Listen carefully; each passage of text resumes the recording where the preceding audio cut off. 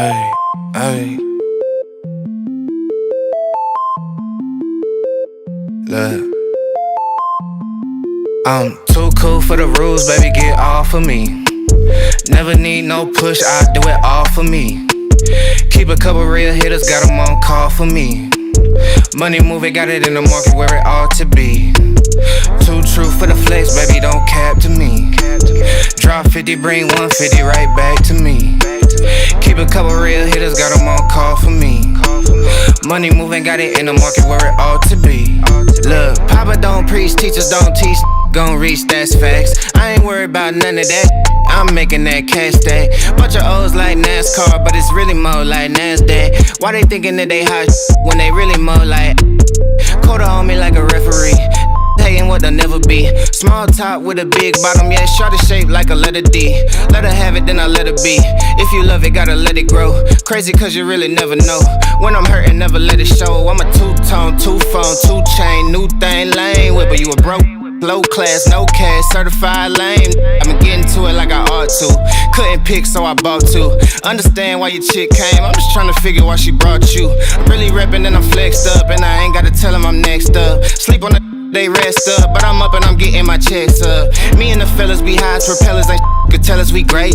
Looking at like how do you figure unless you been talk about 8 figures. I'm too cool for the rules, baby, get off of me. Never need no push, I do it all for me. Keep a couple real hitters, got them on call for me. Money moving, got it in the market where it ought to be. Too true for the flex, baby, don't cap to me.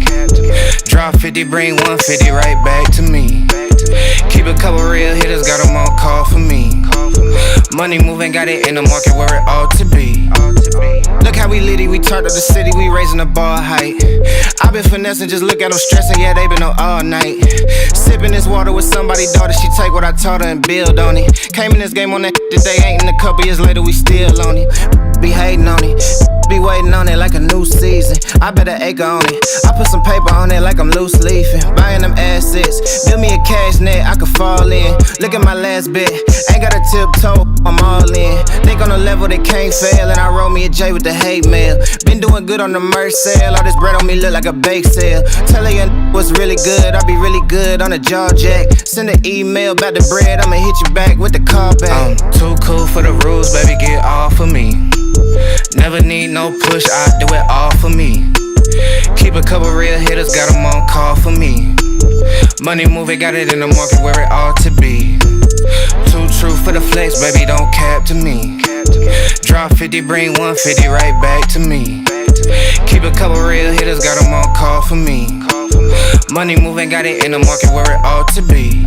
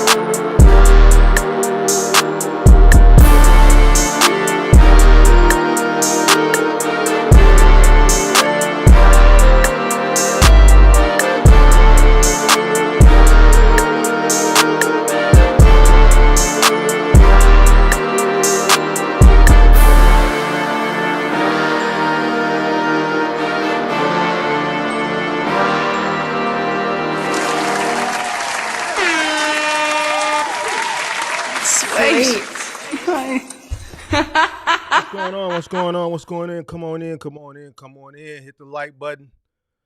Let me know where you guys are checking in from. Come on in. We already got people in the back room. It's cold outside. It's snowing. So we're going to cook up. We're going to cook up tonight.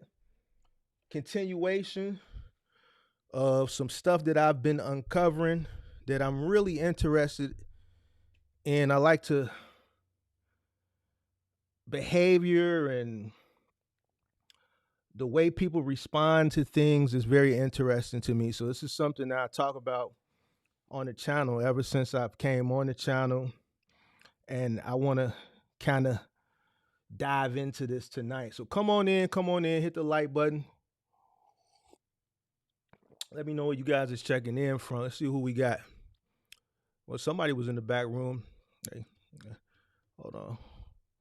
What's going on? I see Ken in the building. Great Polo, what's going on? Shannon, what up? What up? What up? Truth, what up? Derek Evans, what up? Milwaukee in the building. What does it say? Bubble Photography Studios, what's going on? Shot Spot tuning in from the DMV, what's going on? Pippi in the building. Shout out to all the moderators in the building. SD Walk. Excuse me. SD Walk. Who else we got? I see Kelvin Birch, Texas in the building, New Jersey in the building, William Sweet, William Vega. Who else we got? June Gotti, what up? What up? Is it Najee? All is well. June Gotti, St. Louis in the building, St. Louis 314 back in the building from last night. Giorgio, what up? J. Cole, DMV, Vegas in the building, Grand Rapids in the building. Shout out to everybody in the building. Sweet. Marie Rita, what's going on? Michael, what's going on? I see everybody. So check it out. It's just with some people in the back room, but I don't see nobody. If you are 21 through 32 only, 21 through 32 only, can hit the link and call in. We talking about the box. We talking about the trucking finesse tonight. We're going to dig in. We're going to dig into this finesse, this trucking finesse. I want to dig into it from both sides of the coin. I want to dig into it from the consumer side, right? When I say the consumer, I'm talking about the individual who has, I guess, aspirations to get into the trucking, and they've come across influencers that have motivated them or encouraged them into getting into the space. And then I want to uncover it from the other side of the coin. I want to cover it from the influencer side that preaches that trucking is just the way to go, and you are going to be very, very rich. You're going to be very, very successful, and it's guaranteed.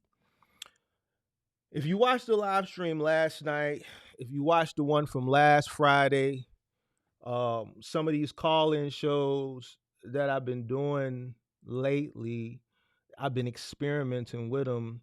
I'm noticing that, YouTube has been pushing me to a younger demographic. So the younger people have been tuning in to Old Mark the Mentor as of late. I think I kind of understand why. I think, they're kind of battling, right now between good and evil. I think a lot of the sentiment from, the pandemic is starting to wear down. You're seeing a lot of horror stories that are being populated throughout the algorithm on both Instagram, YouTube. I hear a lot about Facebook groups. I'm not a part of any Facebook groups, nor have I ever looked into any Facebook groups. I had a few people that run some Facebook groups DM me and ask me to join their Facebook group, but I just don't, because I hear so much bad stuff about it. I just don't even want to go over there. But there's a lot of, horror stories that are being populated. You see a lot of the trucking is trash content out there. You see a lot of the I failed, or I'm getting out of the box truck, or I'm getting out of the trucking space. content out there. So the younger generation that's coming into trucking now, it's kind of like they see those influencers that are pushing that glitz and glamour, but they're inclined now to dig a little bit deeper. Shout out to the person that came in and hit the. I ain't even said shit yet. You see what I'm saying? I ain't even got into the nitty gritty yet. But my hater is in the building. Shout out to my hater. I love you. I love you, my hater. But let's get into it. So they're inclined to dig a little bit deeper. Why is my hater? Okay, they hit it by mistake. All right, boom, they changed it. All right, they hit it by mistake. All right, so now they're inclined to dig a little bit deeper to see who else is out there that can tell them the real, right? So I think that's why I've been getting a lot of younger people now, but there's still an issue, right? So if you've been watching the live streams, especially the call-in shows, I'm digging into these young guys. And I didn't get flack today. I had a few people DM me, a few people message me. I had some people leave a comment saying, man, Mark, why you didn't go hard? Why you ain't going hard on these young guys? The reason why I'm not really going in on the young guys, and if you pay attention to when these guys come up on the platform, is because I'm really trying to understand their mindset on why it is that they all think the way they think.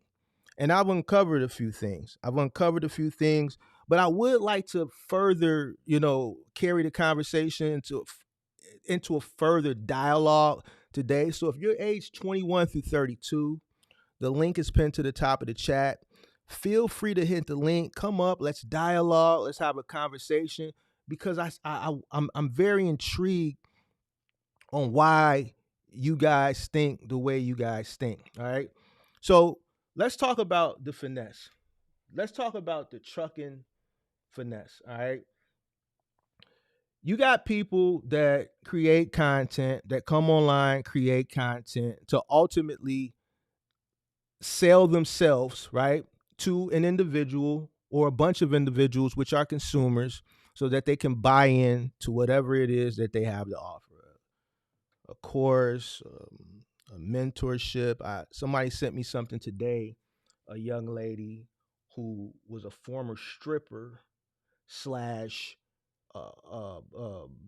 model, right? And all of a sudden, overnight, she's transformed into a OnlyFans stripper model to a dispatching guru that has a book for sale. And you have individuals that'll see this lady, fairly nice looking, right? And then they'll go buy this book. They'll negate everything from her past that she's been completely honest about. Because the way it's being promoted, perpetuated, I'm a former XYZ, what I just mentioned, and now I found out that trucking, and this is what they use, trucking is a $800 gazillion industry. They always use that trucking is an X amount of industry, right?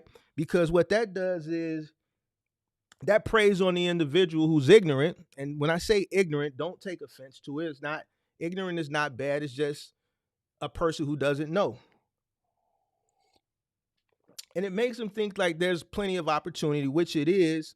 But like the guy that came on the show last night said, the one who was in the dark, I really couldn't tell how old he was. He said, man, this sounds like it's, what do you say? This sounds like it's, it's very too good to be true or something like that. And I asked him, like, man, why you think it's simple? Why you think it's sweet like that? It ain't sweet. Who you been watching? Because this is how these people perpetuate it. So you have the guy come in thinking it's sweet, right? Because they're listening to people like her that's selling a book or selling a course that told individual, yo, I was just a stripper yesterday. I was just a stripper. I was just on OnlyFans, but I discovered trucking is a gazillion dollar a year business. And now I got this book for sale because, everything, then they say this, everything moves by a truck.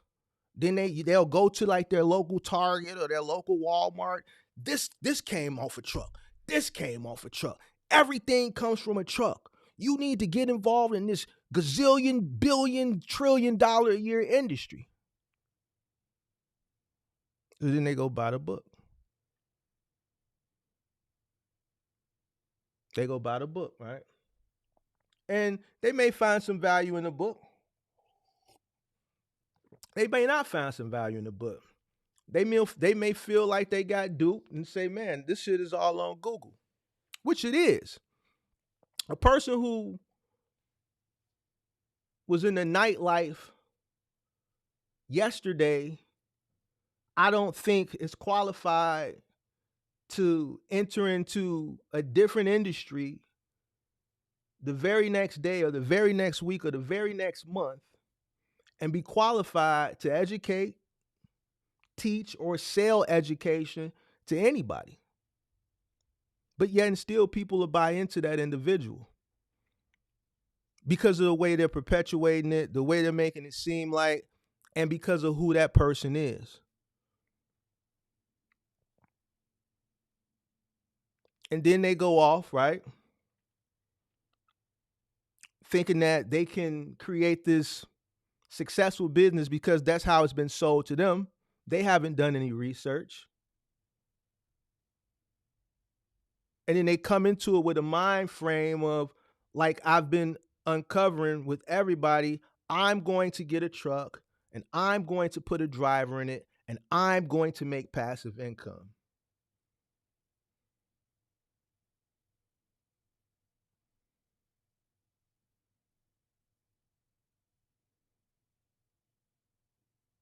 And then they go spend all their money. And then that's when they start to realize that they got finessed. And I'm going to show you from the other side of the coin. I'm going to, for this live stream, I am going to do the research online of what it takes to be a finesser, what it takes to be an online finesser. And we're going to see how much it costs to be the finesser versus the finessed, because it may just be more lucrative for some of you guys that are lazy, that thinking you can come into the box truck business and run up a bag off of trucking, which you can't. It may be more lucrative for you to become the finesser. So we're going to see how much it's going to cost to become the finesser. All right? Because when you come to me, I had a few people come to me over the past 2 weeks within this age range, age 21 to 32. I'm still waiting. Somebody from age 21 to 32, hit the link. I'm not going to do you dirty. I just want to have a conversation. You go to everybody. I'm never the person that people come to first. Why? Because I'm the bad side of town. It's this the doom, this is the rough side of town over here. Don't you know, like when you go to a major city, you got the good neighborhood and you got the bad neighborhood? I'm on the bad side of town. What you talking about, Mark? You got all the you really give the information what people need to hear. No, let me explain it to you. This is the bad side of town. Instagram is the good side of town. Like if you're in Chicago, the Instagram to a person who's coming into the trucking business, I see you in the back room. Give me a minute. Let me hit this point. For a new person that's coming into the trucking business, that's shopping for information and knowledge on Instagram, that's like Lincoln Park in Chicago, or let's say Rodeo Drive in California, or Calabasas, let's say in California, in LA. And I guess the good part of Brooklyn in New York, or Brickell in Miami. Why? Because the roses are red, the violets are blue, the lilies are purple, everything is perfect. The sidewalks look like they just was pressure washed. You don't see any specks of dirt in the side. The sidewalks is like a perfect gray, like they was just, either they just laid the cement or they just pressure washed it. Everything is great. You know why? Because everything, for the most part, over there on that side of town is all good. You hearing the things that you want to hear, which gives you the motivation, the encouragement, and the excitement to go out and spend your money without doing any research because you think you are about to run up the bag. Whole time you being finesse. Now, on this side of town on YouTube, you got this guy named Mark, the doom and gloom guy, the dream crusher. This is the name they gave me, the dream crusher, the accountability guy, the dream crusher. This is the rough side of town. All right, you won't see, it can be sunny some days. Some days on this side of town, it look like it's going through a little gentrification. But then some days on this side of town, it look like O Block. So you really don't know what you're getting. It all depends. Sometimes when you come on this side of town, it may look like O Block. But then sometimes when you come over here, it look like, man, it's going through gentrification. They tearing down the projects. They building 4-story houses with skydeck, with overlooking the damn lake or the city skyline with the skydeck roof. Built a 4th-floor, $2-3 million mansion.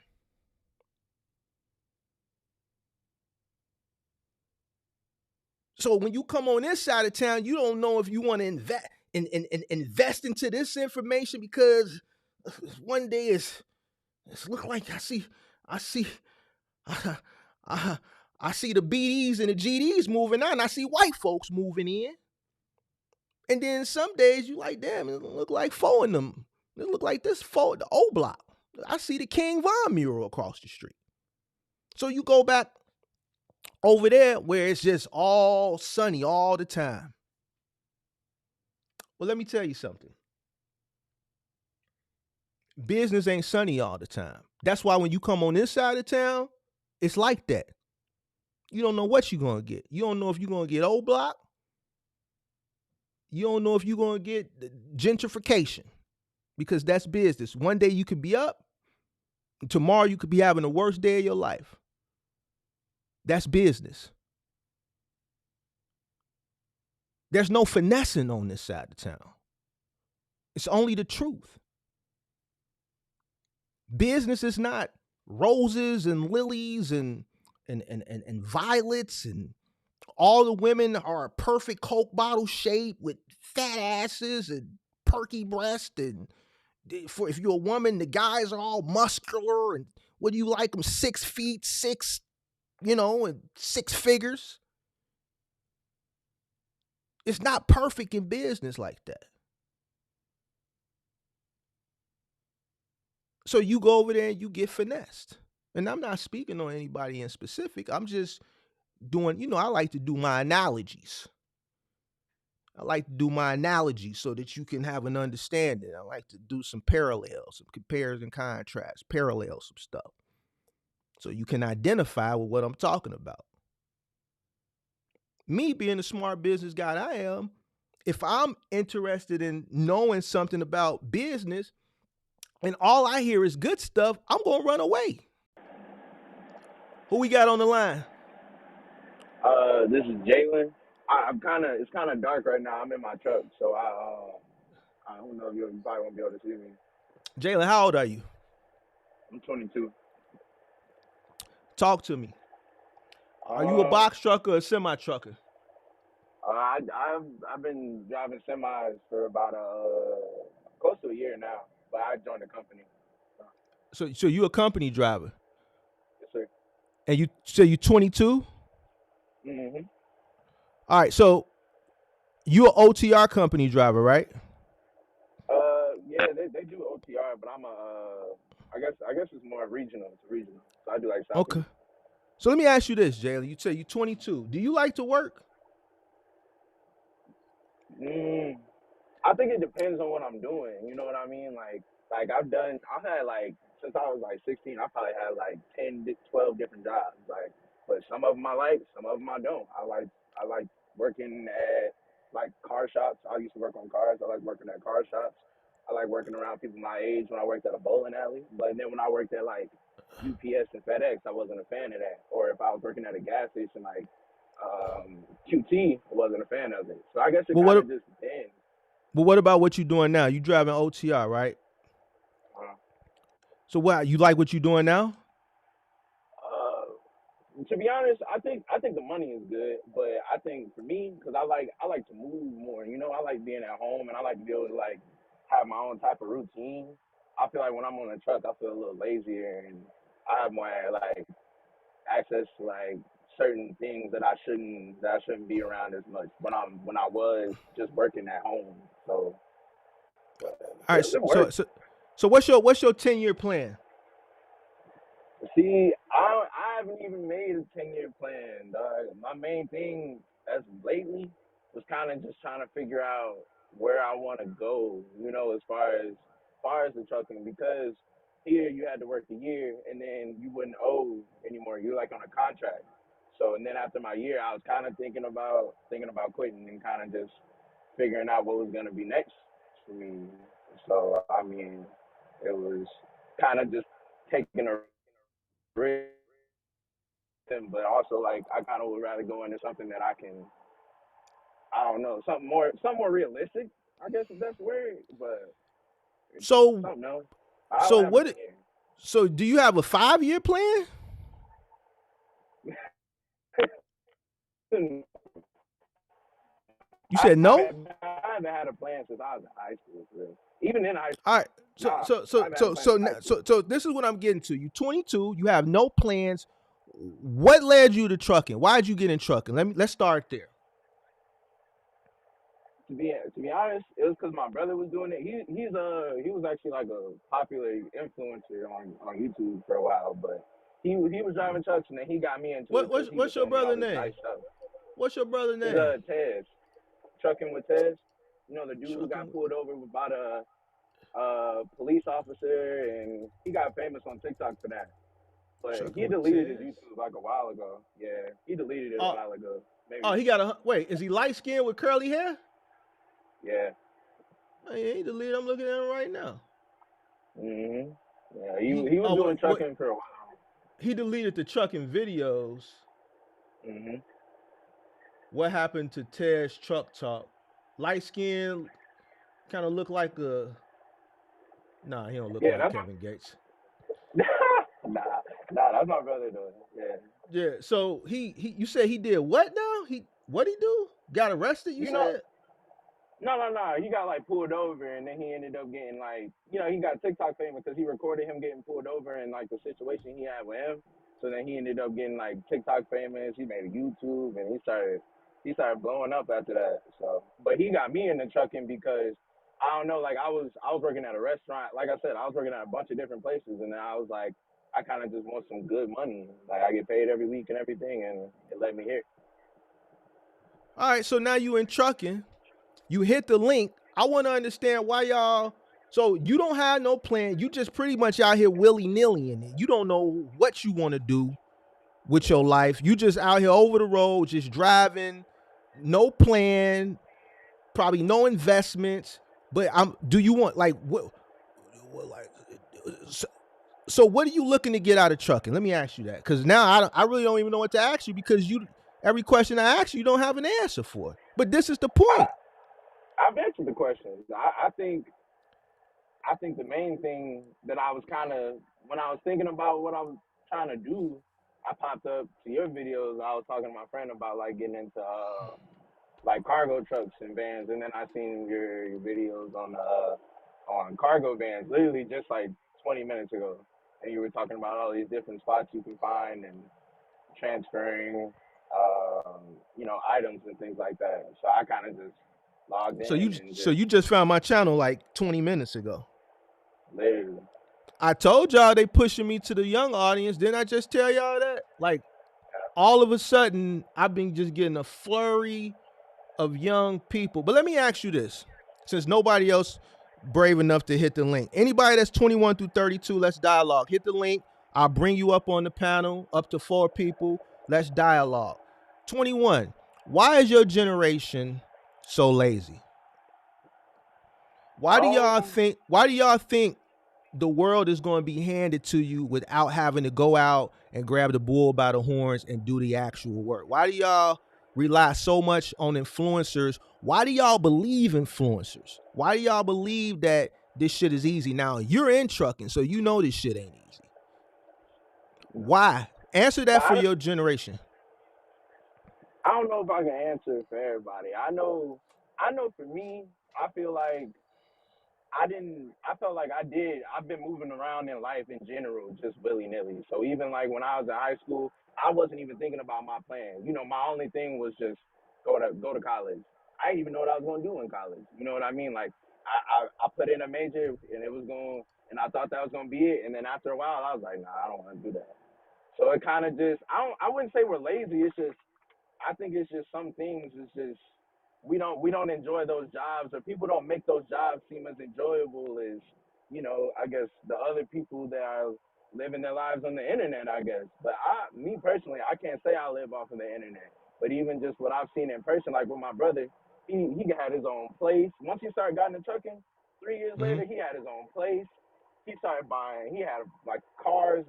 He always had a nice car. Like Benzes and BMWs, all that. And then that's what made me get into it. But I would never say I was lazy. It just I can never decide what I wanted to do with my life. I guess like even just some things seem more depressing than others. I guess, but I guess it depends on who you talk to. To be honest. Why is your generation always depressed? It seems like y'all struggle with like your generation is like depression is really like plaguing your generation. Even like in the music, it's all sad and and Like why do like you y'all said. have it the best from out of the last 2 to 3 generations, Generation X, millennials, back to boomers? Like y'all got shit the easiest. Why are y'all so depressed? Um, I guess because you can see what everybody else has, and if you don't have what they have, then it kind of is gonna make you feel a little less. And instead of like, I guess how y'all would if y'all seen it, y'all would want to go get it. And for us, I guess it's kind of like you said, just one that handed to you. But I So don't know if so go ahead. I'm sorry. I I'm would sorry. Go ahead. I wouldn't say no. I was just gonna say I don't know exactly how we have it the easiest.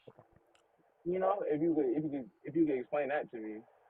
Because you just said something that is kind of something I want to talk about, but we can talk about it now because it's interesting. You said that you guys see so much stuff online, and you guys get envious of some of the stuff that you see other people in your age range or your age category have, right?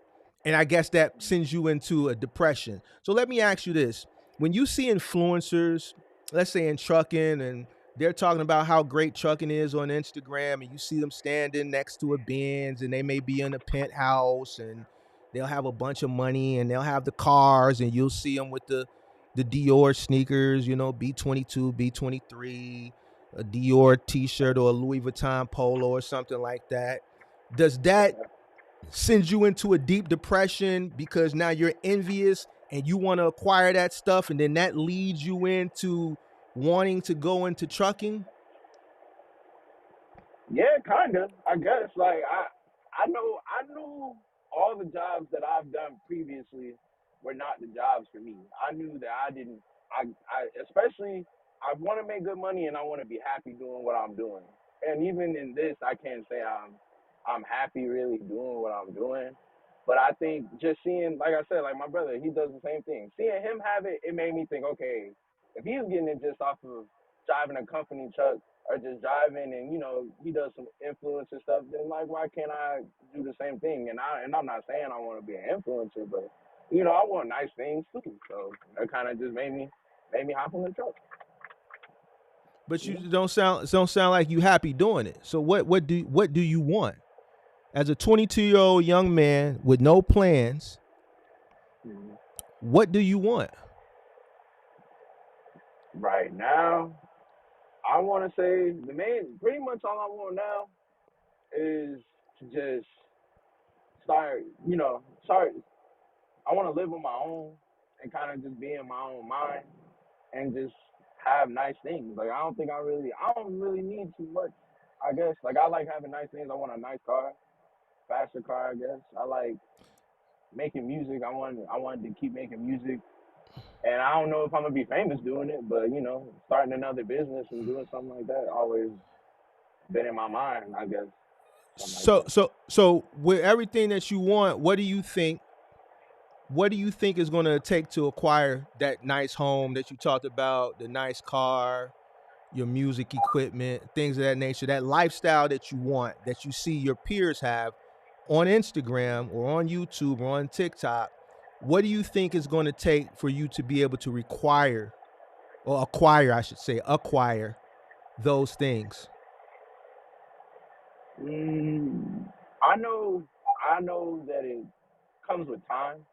I know a lot of things come with time, and it comes with perseverance. So I know like you really got Perseverance? to be able to, yeah, you got to stick with whatever you're doing and kind of just keep moving, no matter what it was saying. Like you were saying earlier, like how you were talking about everything ain't gonna be roses and sunshine. Like you got to be able to get through the bad to go through all the good. And I've had plenty of different ideas that I've had and I've went through, but it never all worked out, I guess. So I know We got to go ahead. I'm sorry. no. I just know I gotta make time for it. I guess. So if I told you at your age you don't have any kids, right? Nah. You still live at the crib? Mhm. If I could give you a plan right now at your age that I could damn near almost guarantee you'll have somewhere between $500,000 to $1 million liquid by the time you 30, but there will be one caveat to get to that point. Would you be willing to hear it? Would you be willing to hear what I have to say? Yeah. If I told you I could pretty much guarantee you, if you follow my plan, you'll acquire everything you want plus a lot more. But I said, man, it's going to be a lot of hard work. And when I say hard work, it's going to be a lot of hard work. For the next 8 years, would you be willing to put yourself through that? Or are you looking to make the money, acquire the things that you want, but you want to remove yourself from the day to day,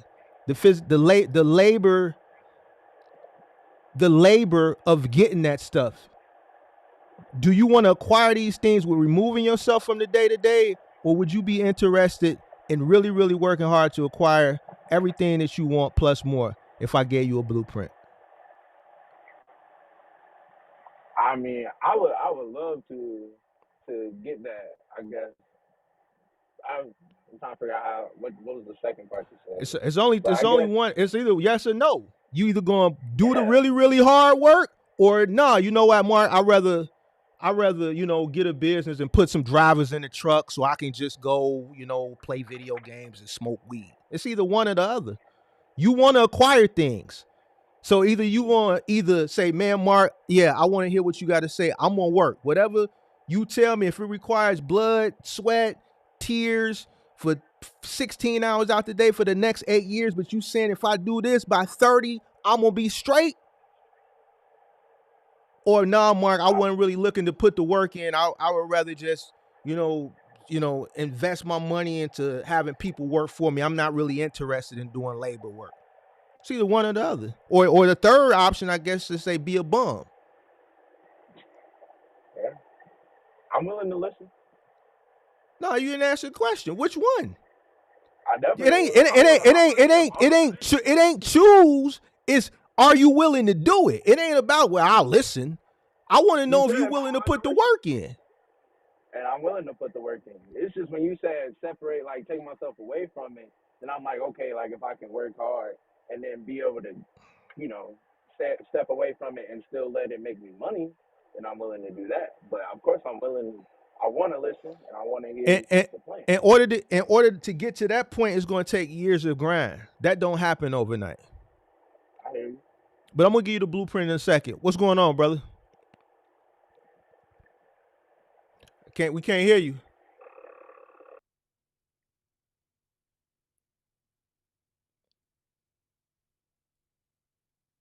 We can't hear you.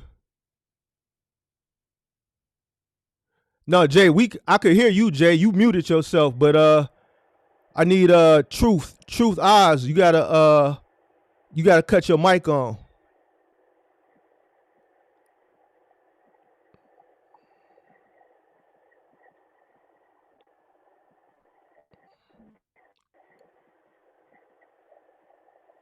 Can't hear you, brother.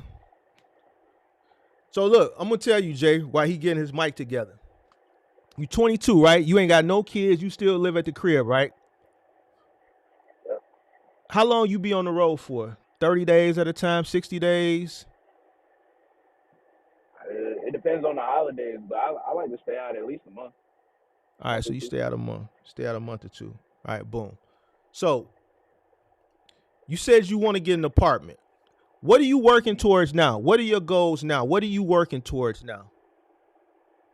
I'm working towards right now is to get my own spot and get me a car, a newer car.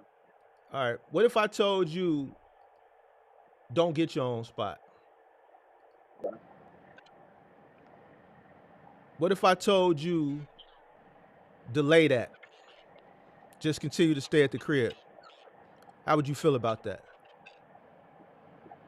I wouldn't mind it. Because here's the thing. Why do you need your own spot? You on the road for 2 months at a time. Mm-hmm. What market? Where do you live at? I live in Georgia, in Hampton, Georgia, with my Hampton, mom. Georgia. All right. So what you looking to get, like a 1-bedroom or something? Yeah, I got a girlfriend, so me and my girlfriend been wanting to move in together. So. So you are okay. So check this out. You need to tell your girlfriend, man, I'm staying at the crib with my OG. You know why? Because the moment you move in with her, not only are you going to be responsible for the rent, you're also going to be responsible for taking care of her.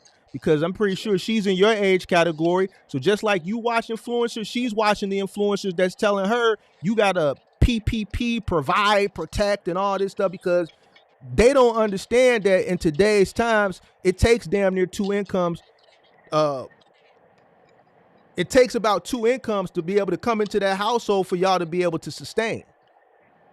I agree. Because now you gonna have to take care of her. She gonna want you to take care of her because the internet is telling her that you gotta take care of her. So that means you gotta go out on the road. You gotta stay out on the road. And then see, you new to the channel, so you don't know about Man. And that's when Man come in. Yeah. See, you gotta go watch the content. You don't know Man because you just found the channel 20 minutes ago. So now you got the girlfriend. Now you finna go. Now you working. You a company driver. Now you finna pay rent when you got it sweet already at the crib with your parents because you own a truck. So boom. What an average 1-bedroom? What's your girlfriend? What y'all want to get, a 2-bedroom? Probably a 1-bedroom right now. A 1-bedroom. How much a 1-bedroom go for down there? If you want to, probably like 13, 12. That's it. Okay, 1,300. All right, so boom. From here on, act like you paying rent, but you not paying rent, and put 1,300 to the side. Then put another 300 to the side for utilities and other expenses. So now you putting 1,600 to the side a month. You acting like you paying that rent and utilities, but you still staying at the crib. Now times that times 12.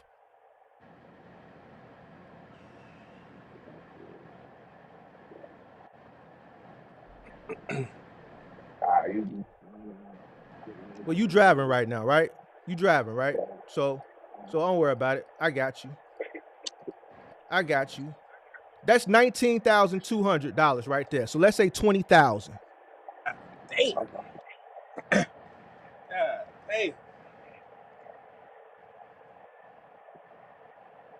Now you living with your girlfriend, so add another 20 to that. Cause I don't know. If she's somebody that I would date, maybe add another 50,000 to that. Okay. So 19,200 just off rent and utilities, you'll be saving a year if you delay your gratification, act like you're paying rent, but you're not paying rent. You're putting that money to the side. That's 20,000 right there. Mm-hmm.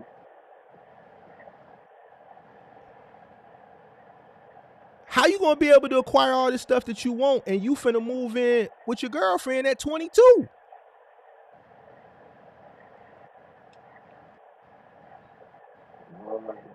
Going into different things. That was kind of the plan, just trying to figure out what my next move was. I'm telling you, I'm giving you the advice. I'm giving you some game right now. Me, I'm staying at the crib at 22. You think I'm finna spend 20,000? Wow, that 20,000 wow gonna look better. Not in a bank account. We don't do savings accounts over here. We don't give our money to the bank so that they can make more money off of my money than me and give me some goddamn crumbs after they unloaned my money out and made shit ton more money, built properties and stuff and all types of shit with my money. No, we put that money in brokerages. You take that 20,000, you throw that in a brokerage. Get you another 5% on top of your 20. What's a brokerage? It's a brokerage account. Stock account, crypto account, something that's an account that, all right, so look at it like this. A savings account is just your money sitting there. A brokerage is something where your money is working for you. Savings account, your money just sitting there dormant. It's just like your money laying in a casket, just dead to the month. It's there, but it's dead. It's not doing anything. A brokerage is something that you're putting your money that's invested into assets, and that money is working. That 20,000 is working. That 20,000, that's 20,000 soldiers. And you know what those 20,000 soldiers is doing every day? They out in the field trying to recruit more soldiers.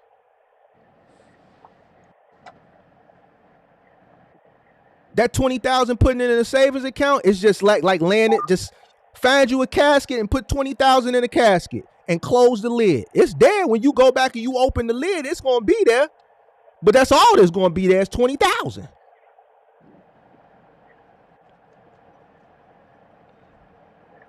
But you want to go take that 20,000 and give it to the landlord, and then while you on the road, Boo Bae, she on DoorDash, she's on Uber Eats.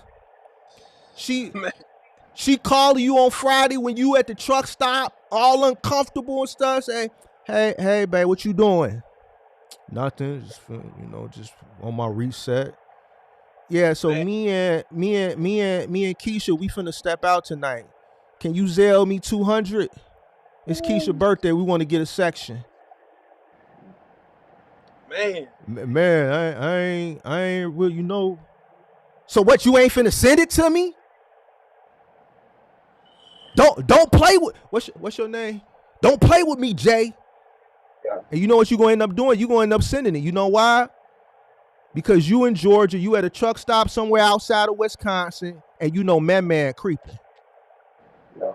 You gonna do anything in your heart and soul to appease her because you don't want her to go get it from man. Because man got it. See, the reason why man got it is because man is a professional D-slinger. This is how man makes his money. He slings the D. I got you. Okay. Y'all young guys, we just talked about how y'all emotional and depressed and stuff, so you're sleeping in a truck outside of Wisconsin, and she pressing you because she want to go out to the club. You know, if you tell her no, you're too far away from home. You don't know what she's doing. Next thing you know, you call back, it's going straight to the VM. She hitting you with the VM.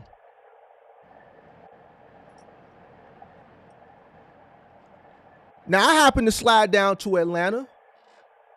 You know what I'm saying? I come down to Atlanta on the weekend. You know what I'm saying? Me and some of my homies, I come visit some of my homies down there. Yeah. You know, I got the new Louis on. I'm Louis'd up. I see her and her little girls, and they ain't got no section, man. Come on, why y'all standing up? Come over here to my section. What you think they gonna say? You about to go right to your section? Yeah, got 2 or 3 bottles of 1942. I got the fresh Louis V skater sneakers on them, 1,400. She adding up my outfit. Man, the Louis V polo, that's 1,000, and sneakers 1,400. Stacked denim, the Valabasses. Mm-hmm. He got about 3,000 on. Yeah, come over here and drink with us.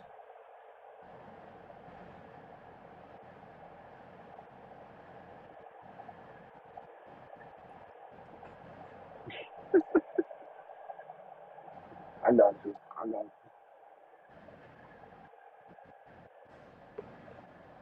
But see, you ain't gonna worry about it because you're gonna send the money. So now that 20,000 gonna turn into about another 25,000.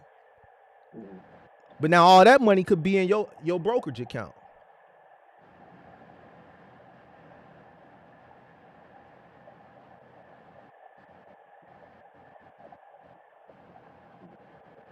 So you let me know how you want to get it. At 22, last thing I would be trying to think about is shacking up. What's going on, Truth? What's going on? You hear me? Yeah, yes, sir. I'm gonna get back to you, Jay. What's going on, Truth? What's going on, my brother? How you I ain't really feeling? got questions. I just came in here to, answer something for real, for real. How old are you? I'm 29. All right. So what's your take on your generation? Uh, I really feel like I was raised with my grandmother, but like a lot of people in our generation, bro, like we grew up on that. You could do anything. You could be anything you want. Like we got that from our parents. Like our parents just like, hey, like that's my baby. He's special. She's special. She can be whatever she want, or he can be whatever he wants. So we take that. We grow up with that, and we take that like, shit. Mama said I could do anything I want. So shit, I'm gonna be. And then on top of that, when you add the influence of social media and seeing everything, like Jay was saying, like seeing everybody life, and you like, damn, I need to get that, or I can get that because you just reassured by the influences, your parents. You know what I'm saying? Like we turn on the TV, people turning into millionaires every day. They showing you how easy it is. YouTube, you talking about the escort chick, like being a stripper and then coming. You know what I'm saying? Like that's a Mm-hmm. product of you could be anything you want. You know what I'm Mm. saying? So we lightweight delusional. We Mm. lightweight delusional. I ain't gonna lie. Like that's really the main thing. We got guided delusion. I don't know. So let me ask you this. Look, I could tell you in your semi truck. You Yep. 29. You Yep. got any children? Yep. You married in a I'm married. relationship? Yep. Okay. What led you to trucking? How long you been in trucking? What led you to it? I've been driving a semi for a year. I was in the box truck business. That's what led me into it. I ain't gonna lie. You don't mind if I say names? Because I don't really care Go for that. ahead. You know what? You know I don't care on this channel. Like I said, like shit, I'm gonna tell you the truth. On Instagram, same shit. Follow what's his name? Trucking Out the Box.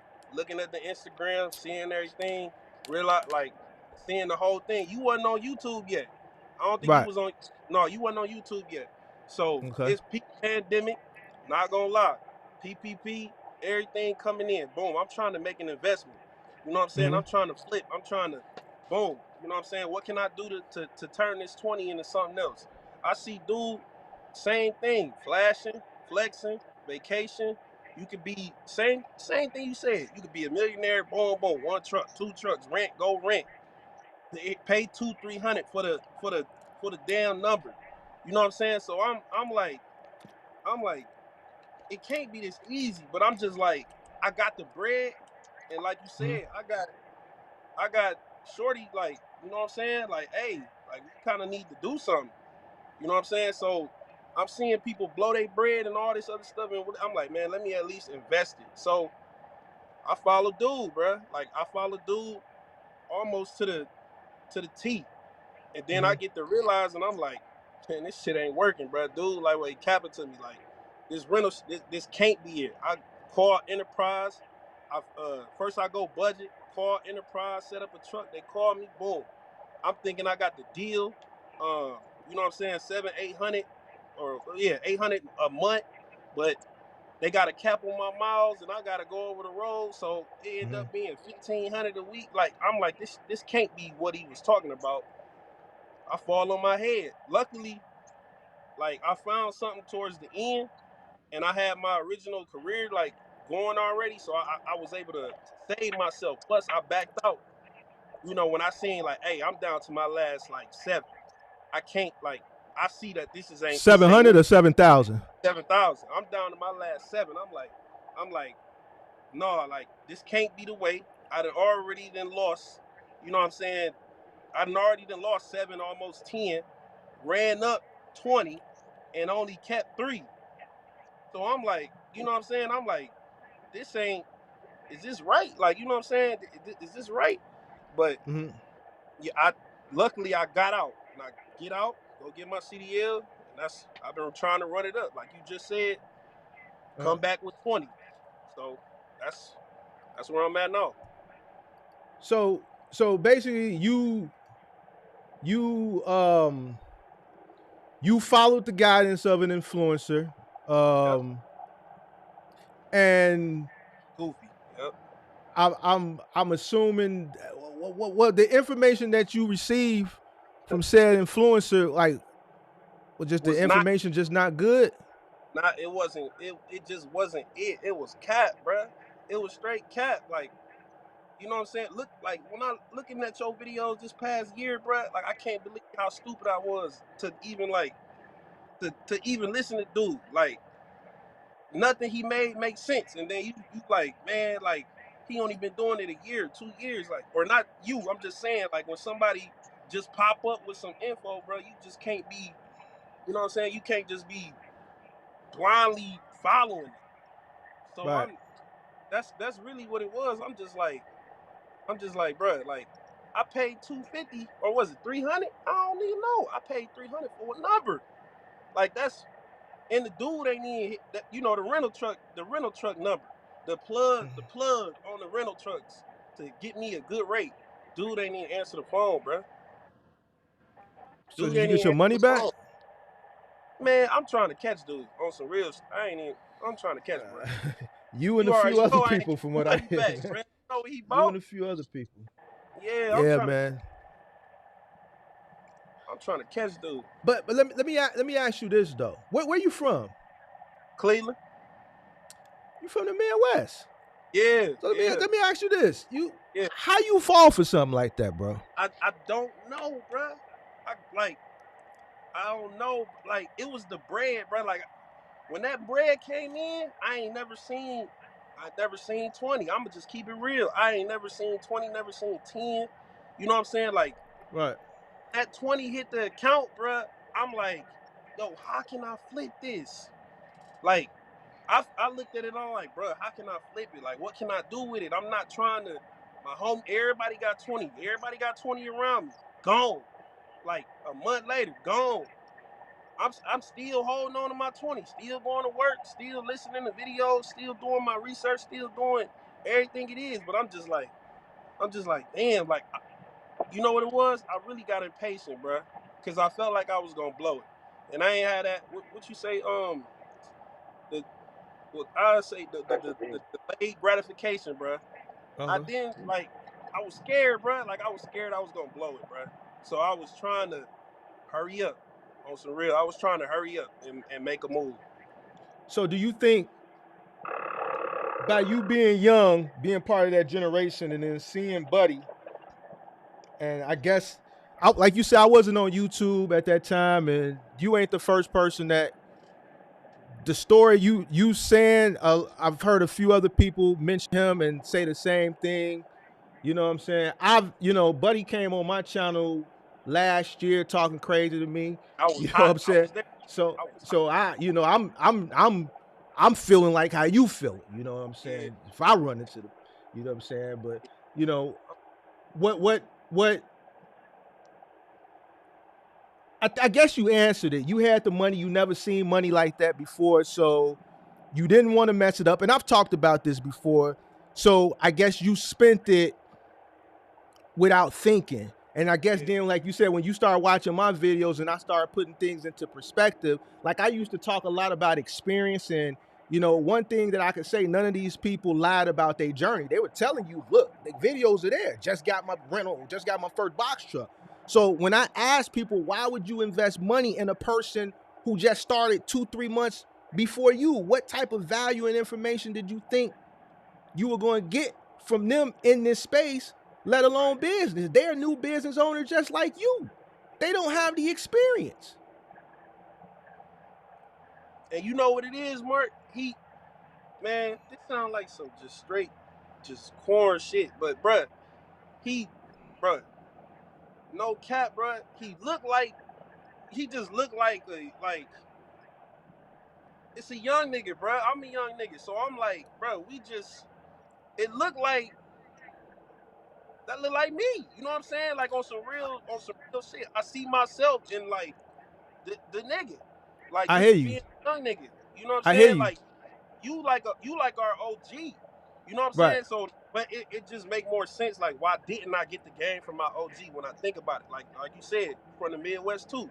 That don't even make sense to not get the game, to not talk to your double back to your OG and run it through with him before you do anything. But it was just the bread coming, bro. Like it was the fear, bro. Like I'm like, bro, I'm gonna fuck it up, bro. I'm gonna mess it up.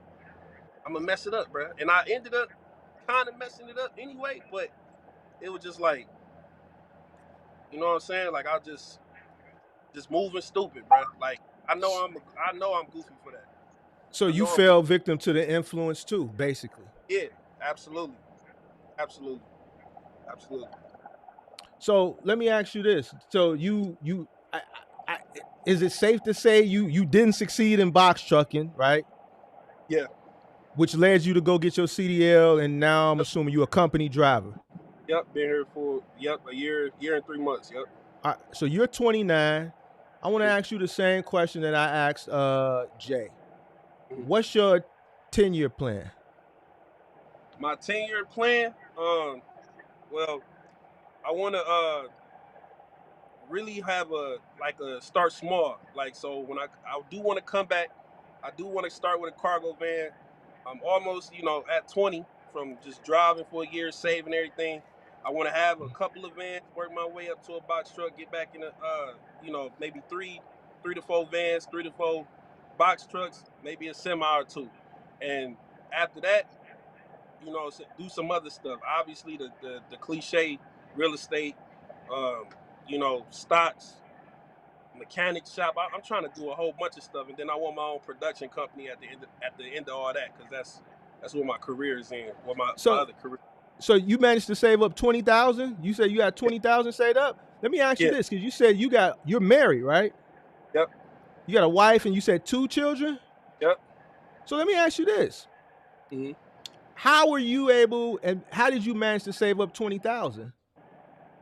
I'm out here in Indianapolis, bro. I ain't go home. When the last time you been home?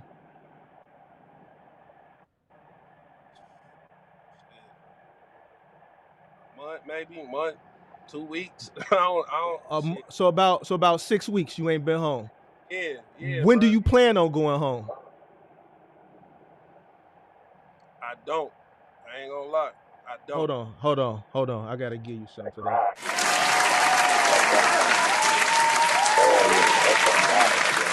So you putting the sacrifice in. You got a Yeah. wife and 2 kids. So Yep. you understand the assignment. Yeah. You understand the assignment. Now, would you say that you understand the assignment due to the misguidance and the trials and tribulations you went through, and just, let's say, the bad and poor decisions you made with the box truck business, which is pushing you to really get out there and work, and you understand what it's going to take now? Is that Absolutely. what's driving you? Yes. And I ain't gonna lie.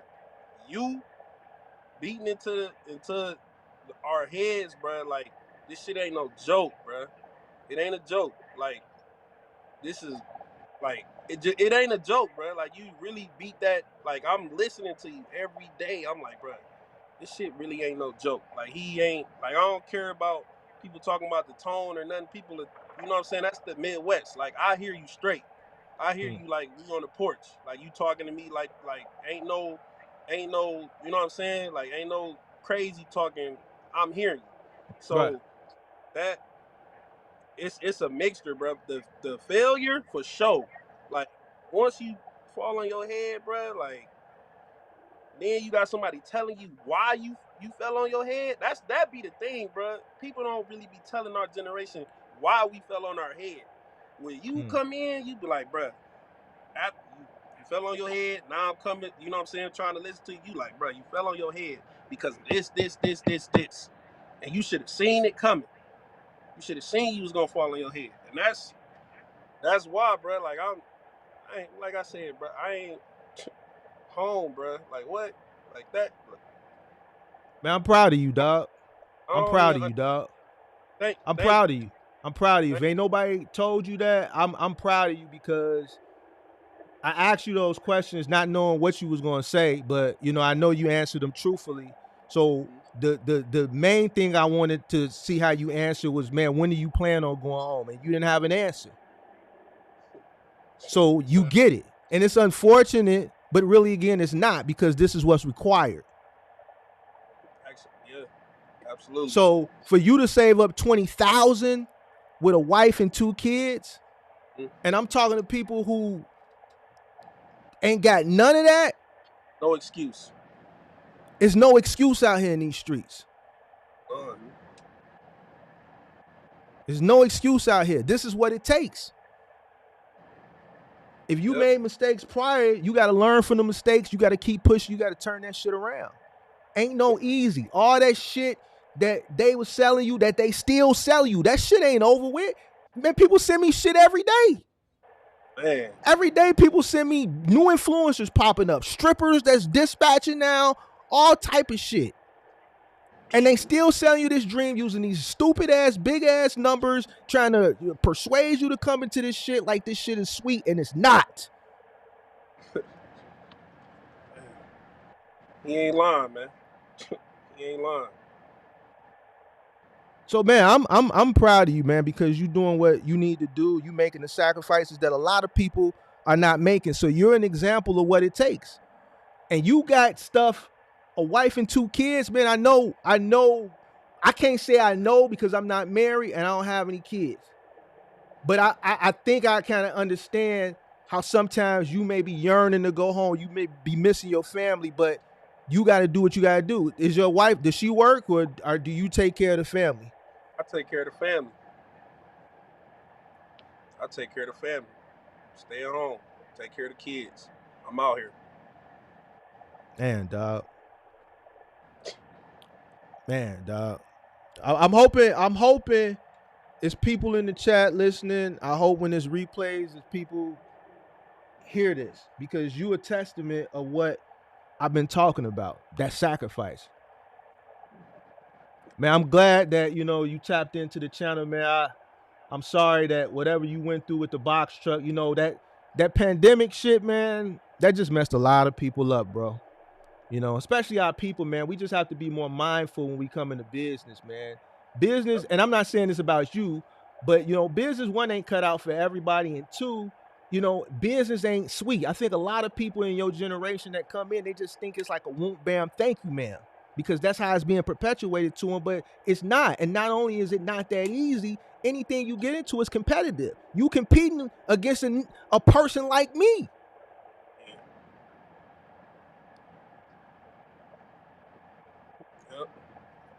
Yep. I better listen to him, bro. I've been listening for a year, longer. The people who won during that time period in trucking were the people who sold people dreams. They were the biggest winners, not the person that was delivering the freight, not the person who went out and bought the box truck, not the person who went out and bought the semi truck, not the person who was invested into the actual day-to-day of the actual labor, that what it takes to get goods from point A to point B.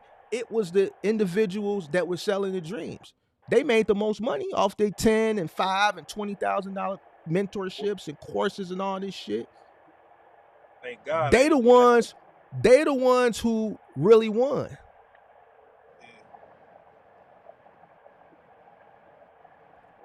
But man, you it looked like you learned from your mistake. Hang out for a second. Let me see who we got. OT?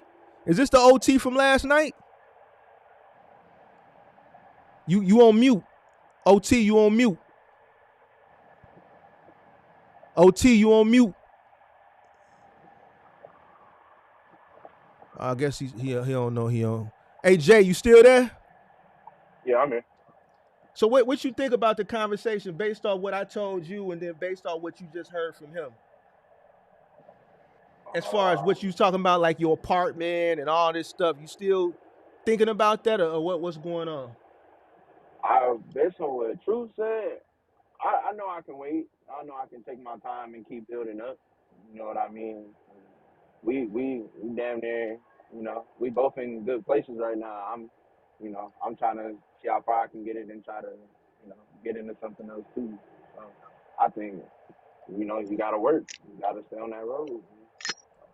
So what about saving money? Have you been saving up money? Yeah, I got about the same amount saved. Okay. So let me ask both of y'all this question, then I'm gonna see what OT talking about. What are y'all doing? Where's that 20,000 sitting? Y'all just got it sitting, or what's going on? It's in a bank. I put some of it in like I got a Coinbase account. I put some of it in some crypto. What about you, Truth? Right now, I just got it in my savings account, and that's really it. Like, I made some money back in the day off the Doge and all the bull runs and everything, but I feel like I need more to really make a real investment on it. You know what I'm saying? Like, I don't feel like 1,000. I mean, it might be some 500, 1,000 here. I feel like that's not really gonna do something. So even though I in the bank, neither. I So disagree. The reason why I asked y'all is because I'm pretty sure both of y'all are looking to do other things. right. You know, you said you want to circle back, right, and start back with the cargo. So eventually, you trying to come off the semi truck, Yeah. right? What's your timeline for something like that? My timeline. I'm thinking somewhere in like around the summer. I'm really trying to get to 30. I ain't gonna lie. I'm really trying to get to 30. I know you said 20 the other day, and I'm just like, all right, I'm there, but I want a cushion or some more, basically some more working capital. So really nothing go wrong. I need to take extra precaution. I'm trying to take extra precaution. And you what about? Well, hold on, Jay. OT, what's up? What's up, man? How you doing? I'm good. This the OT from last night. Yeah. Why you in the dark? You wasn't in the dark last night. No, I'm in the car. I'm at family dinner right now. I was just gonna say something real quick.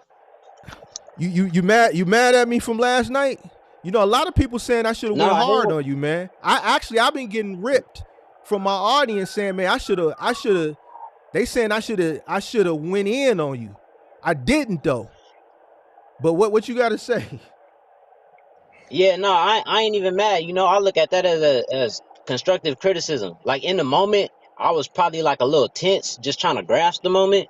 But when I just double back on the video and I listened to some of the questions that you asked and realized I didn't answer some questions directly to what you asked, I'm like, oh, okay. And I'm just like listening to what you're saying. You know what I'm saying? I looked into the disability, DoorDash, you know, all that. So Okay. it's just about making the corrections. But I wanted to say about our generation is we got so much access to all types of information that it scattered the brain. You scrolling on Instagram, seeing this, that, and the third, you don't know what you want to do. I think that's the main thing with our generation. Everybody don't really know what their purpose may be. They think they could do anything, but they don't know which one they want to do because they're all interested.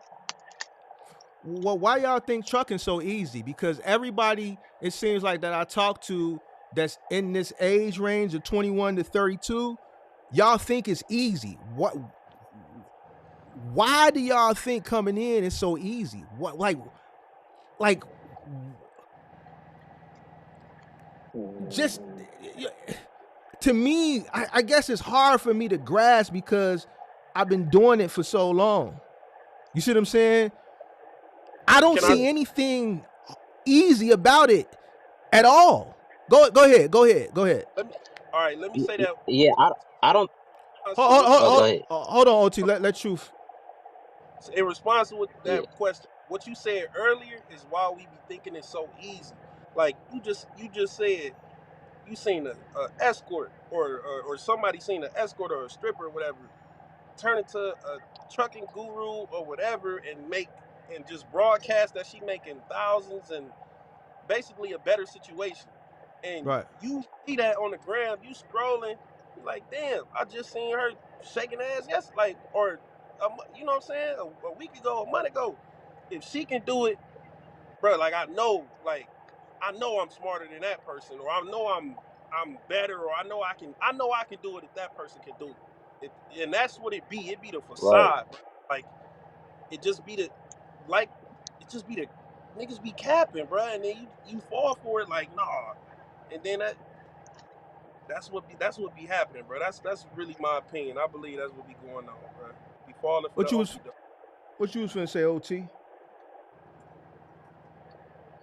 Yeah, I was about to, like when you hear somebody tell you, "Oh, you can go get 2,000 a week, 3,000 a week," all you gotta do Right. is drive. Like it's a eye grabber. You know what I'm saying? Like it sounds like easy money, but yeah, from personal experience, like I said, I was on the road 4 years, so that's yeah, this shit ain't easy. There's a lot that come with it. But see, like last night though, like a lot, the conversation we were having, and I think part of the reason why I really didn't, you know, hold you accountable, like a lot of the way people would have liked me to.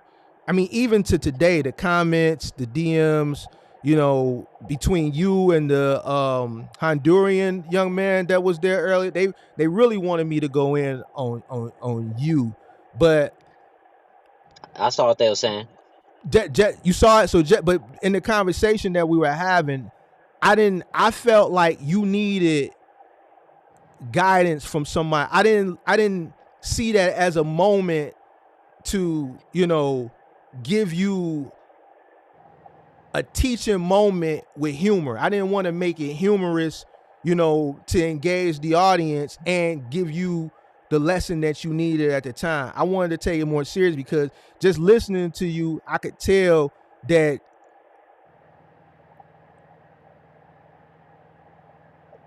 it was a lot on your mind and you just needed the proper guidance. And that's why I was kind of Yeah, digging at you to get the information that I needed from you out so I could know how to direct you.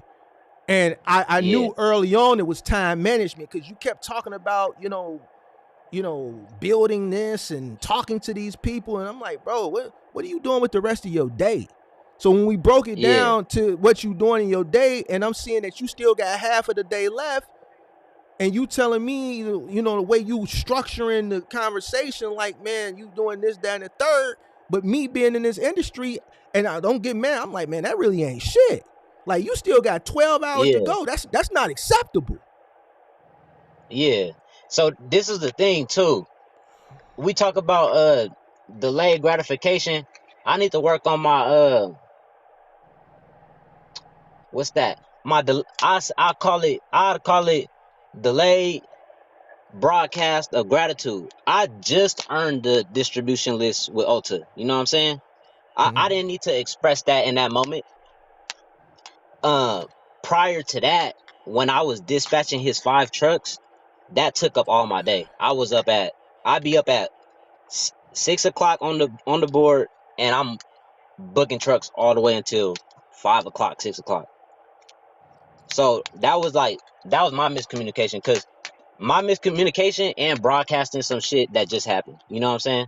So yeah. So but I appreciated it though because I had the day or two where I was getting those lows out, and the rest of my day was not.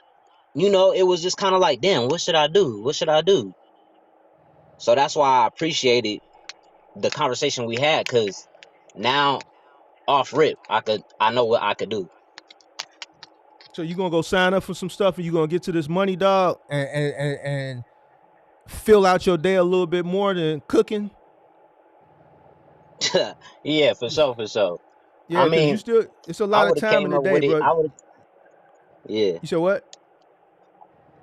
I was about to say I would have came up with it eventually, but divine timing led me to you, so I appreciate Yeah, it, man. you got to turn that 2 into 5 because that 2 ain't that's passive, bro. That's not active. You need Yeah, something that's active. You see what I'm yeah, saying? That 2 need to be 5. And then we need to go from 5 to 750 and 750 to 1,000 a day. right. For sure, for sure. It's simple, bro. You got your youth. And yeah, That's why I'm focusing right now. I want to focus on. I guess God is leading all these young people to me because I'm just getting flooded with them all of a sudden. I don't know what it is, but I'm not the person who's this ain't Calabasas on this side. Like I said earlier in the yeah, stream, some days it may be old block over here. Some days it look like this channel gentrification. It look like the foreigner moving out and the white folks moving in. But then you might come back the next day as old block again. But that's business. right. I need you to, based off the conversation we had, like I said, I need you to turn up, bro. You got too much time on your hands. I need you to turn Yeah, up, for bro. I sure. need that 2 to go. I need that 2 to be by March. I need you to be making 500 a day. Whatever you need to do to make 500 a day, you need to make 500 before you think about washing your ass and going to bed. You need to make 5, bro. And it's Say simple. less. And I wanna give props to you, Truth, because I was on the road too, just like that, bro. And you doing some shit that ain't easy to do, man. Like for real. Trust me. I'm already hit, bro. I appreciate it. I appreciate it. This is not easy. But man, you said you out with your family, But man. I don't but want to hold yeah, up too I much gotta of your go to. time, bro. Yeah, for sure. I was about to say that. All right then, man. Peace to y'all. All right, man. Be safe. Yeah, man. So, hey, somebody else. There was a few other people that called in, but I couldn't pull you up because I'm only gonna pull 4 people up on the screen at a time. So if you called up, uh, go ahead and call back, and I'll pull you up. But yeah, man, this is a conversation I think that needed to be had because once the replay go out, people that's in y'all generation will see it, and I think it'll be good, especially with you, True, because you a testament of what I think a lot of people in your generation need to see and hear. You know what I'm saying? And like with you, Jay, Okay. you really in a position to win. You got 8, bro. You got 8 years till you 30. Mm-hmm. You ain't got no kids. You got no shorties, bro. And you got a girl that want to get an apartment. She still live at the crib with her mama. Yeah. So Yeah. does she work? Yeah, she works. So now let me ask you this. Keep it funky. Y'all do get this crib. Let's say y'all get this crib. Y'all gonna split the rent, or you was just gonna pay it all? I think I wanna pay it off, but I think she'd be willing to split it. You know what I mean? So like if I needed her to, I think she would. So let me ask you this. Listening to Truth story and how he was able to run up 20 with mouths to feed. You have no mouths to feed. And I just broke down 1,300, your rent plus your utilities. That's another 20 right there. How much more you think you can run up? This year, the goal is to try to at least get to like 40, 50. Like if I stayed on the truck, I know I can get up there. I know But it's possible. do you think you would have been able to do that? Do you think you would be able to do that with an apartment and a living girlfriend? I ain't gonna say it's impossible, but I mean it probably be a little harder. Well, I mean, here's the thing: how much you making a year on the truck as a company driver?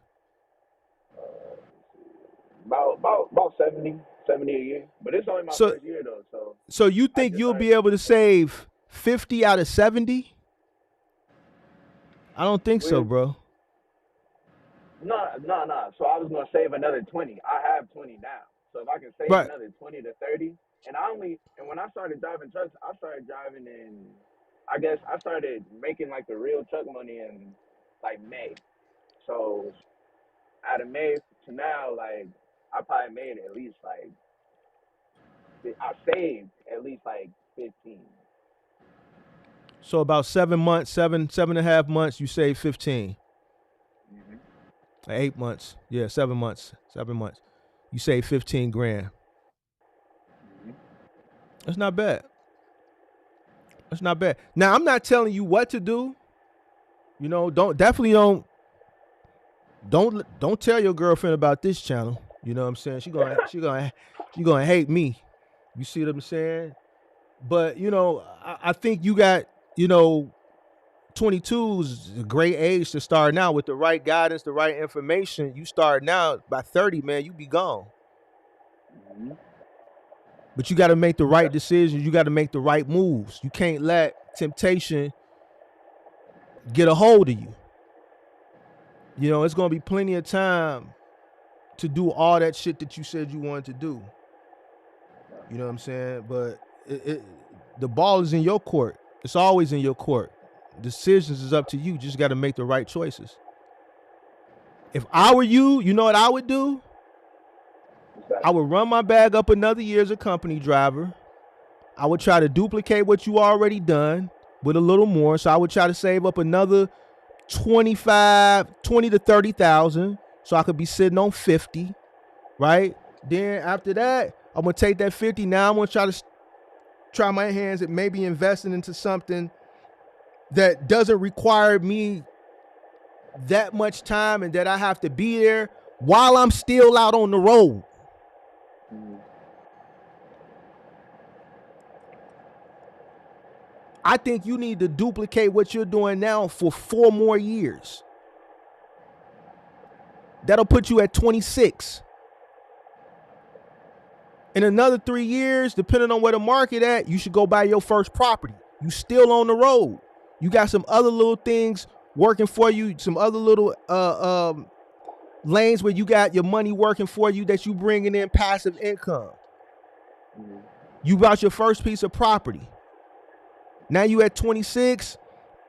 You got a nice little nest egg saved up. You only 26.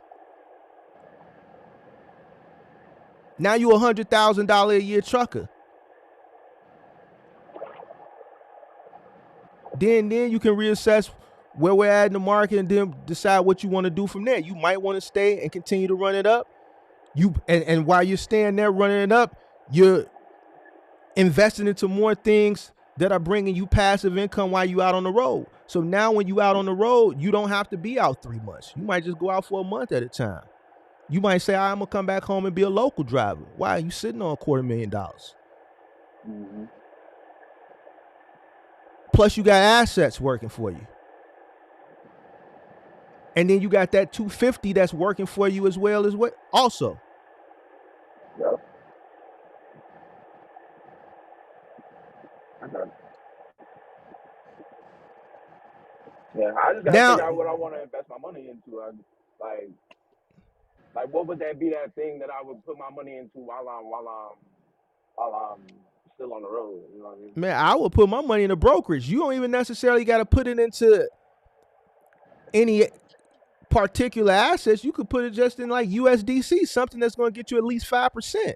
You're not getting 5% in the bank. You don't have to necessarily put it into other businesses or companies or crypto or something like that. Just put it into a brokerage, just sitting in a brokerage. They're going to give you 5%. USDC, you get a little over 5%.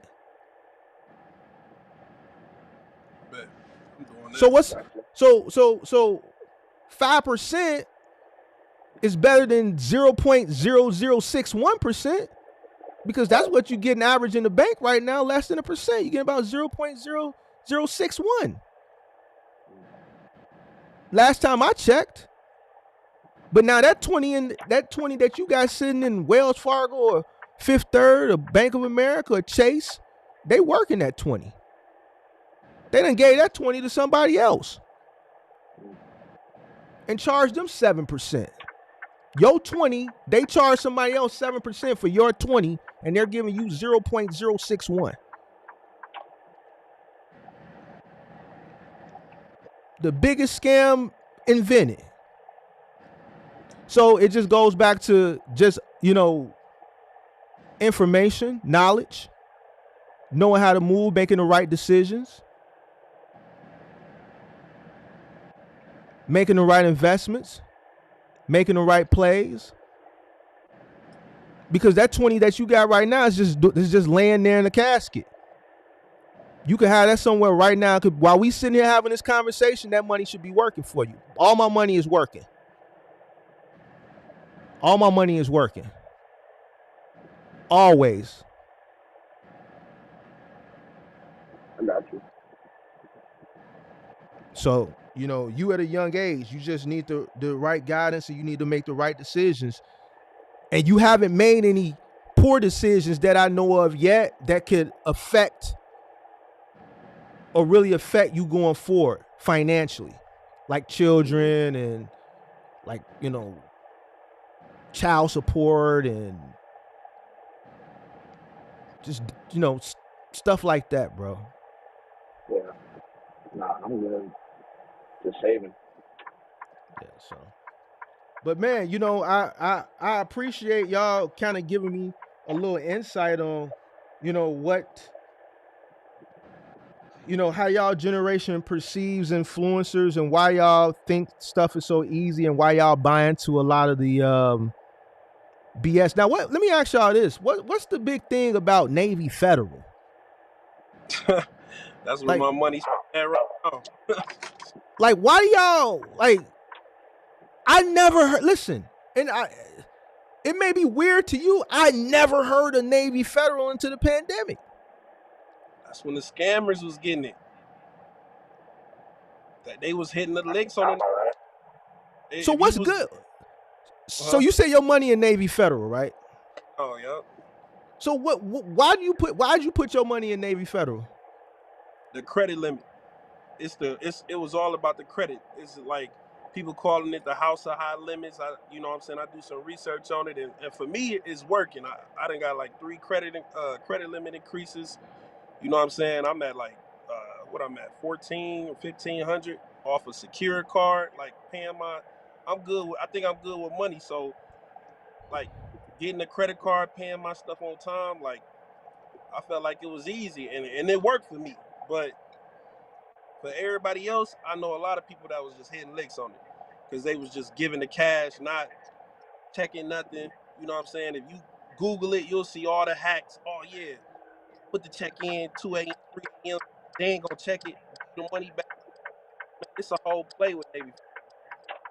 They just but Navy Federal is, I thought, from what I understand, the little research that I have done, and this is probably why I never heard of it, never inquired, or maybe seen it, but never, because when I see Navy, the 2 words Navy and Federal, to me, is something that if I see it, and let's say I'm looking for a new bank and I Google banks in the area, banks where I can put my money, if I see the 2 words Navy and Federal, Mark has nothing to do with either one of them. I ain't never been in the service, and anything that's feds, I want to stay away from them to tax time. Right. So from my research on it, it's banking that was set up for servicemen and women. Right. So you want to know how they getting in? I mean, you can tell me. Yeah, I know how they getting in. They getting in because all you got to do is get a code out. But this how they getting caught up. You can get a code out, but like you really only, like my homie served in the military, or he served in the military, and my grandfather served in the military.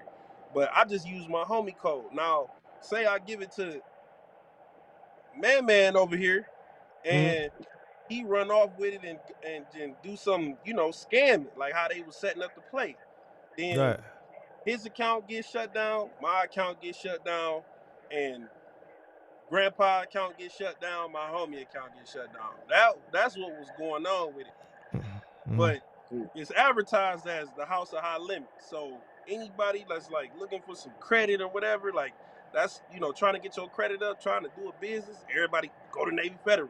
It's the new YouTube, like how box trucking was 2020. Credit the new 2023, 2024 play. So let me ask you this. So since it's the house of high limits, do you think the house of high limits will get people in y'all generation in more trouble? Because the more money that you have access to, or the more credit, I should say, you have access to, the more opportunity for you to mess it up. It's already happening. Of course. I mean, So they already done burnt it up. it's already burnt out. Like it's already. I mean, I see it. It's on on Twitter, X, whatever. I mean, it's trending every day on something. Somebody that did something, and like I seen somebody leak a card or leak a credit card on there. It was a Navy Federal card. Some girl got mad at her dude, leaked this whole info. It's on, you know what I'm saying? She got charges. You could Google it. But she got charges for it like a week ago, 2 weeks ago. It was a Navy Federal card. Everybody hit to the plate, like, especially us. Like, we jumping on whatever is hot. Like, you know what I'm saying? Like, So it's burnt up. So Navy Federal changing they guidelines and stuff, or it's still like a what was that, like 2 weeks ago? African dude said that they not accepting or they decline 70 or 60% of all black applicants for loans. Like it's already, you know what I'm saying? They already tightening the screws. You know what I'm saying? So, and this a dude, he's make 100K, said he got a business. He don't know why he ain't get a loan. So it's already, I feel like it's because we burning it out. So I don't know. It could be that, and it could just be timing too, or it could be a combination of both. I think a lot of banks right now are strict on loans because they know people that are looking for loans now, they're not looking for loans to use other people's money to build themselves up from where they're at. They're looking for loans right now to bail them out of some shit. Okay. So even though you got good credit, you know, when that shit go through underwriting, they can tell if, you know, you desperate. You see what I'm saying? I think a lot of people right now are desperate. You know, I mean, look at what's going on with the economy and everything. People are broke. Yeah. Like the credit deficit is the highest been. Repos are as high as it's ever been. So people are in search of loans right now out of desperation. They need that cushion. The banks ain't stupid. Yeah. You know, the banks ain't stupid. So I think it's a combination of both. I think they probably are tightening the screws because of all the fraud that went on during the pandemic, and just also the fact that people are looking for a lifeline, and they not in the business of giving a lifeline, because if you're looking for a lifeline, that means you've done something wrong. You know what I'm saying? Yeah, shit happens. You know what I'm saying? Sometimes things happen and people can't control, but for the most part, right now, people are looking for a lifeline. And they not in the business of giving people lifelines. They in the business of loaning people money that they know gonna pay it back with interest. You know, people want to relive those moments, and that shit over with. A lot of people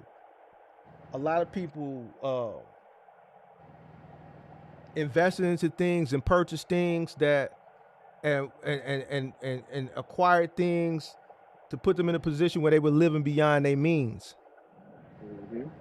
And now with inflation, just everything that's going on, people can't afford that shit no more, and people losing everything, and they're relying on credit and shit like that to get them that cushion. So, you know, so and where you think we headed? Like with everything, like even with the trucking, like with the I seen you live with the immigrants and all this automation and stuff. Like, can you even make not even a 5-year? I feel like you can make a 5-year, but can you even make a 10-year plan in transportation with everything going on? Like with the I think you can, but you gotta be very careful, and you have to, from your start to your finish, gotta be really, really strategic. You really don't have any room for error. Right. You don't really have room for error. You really don't have the room to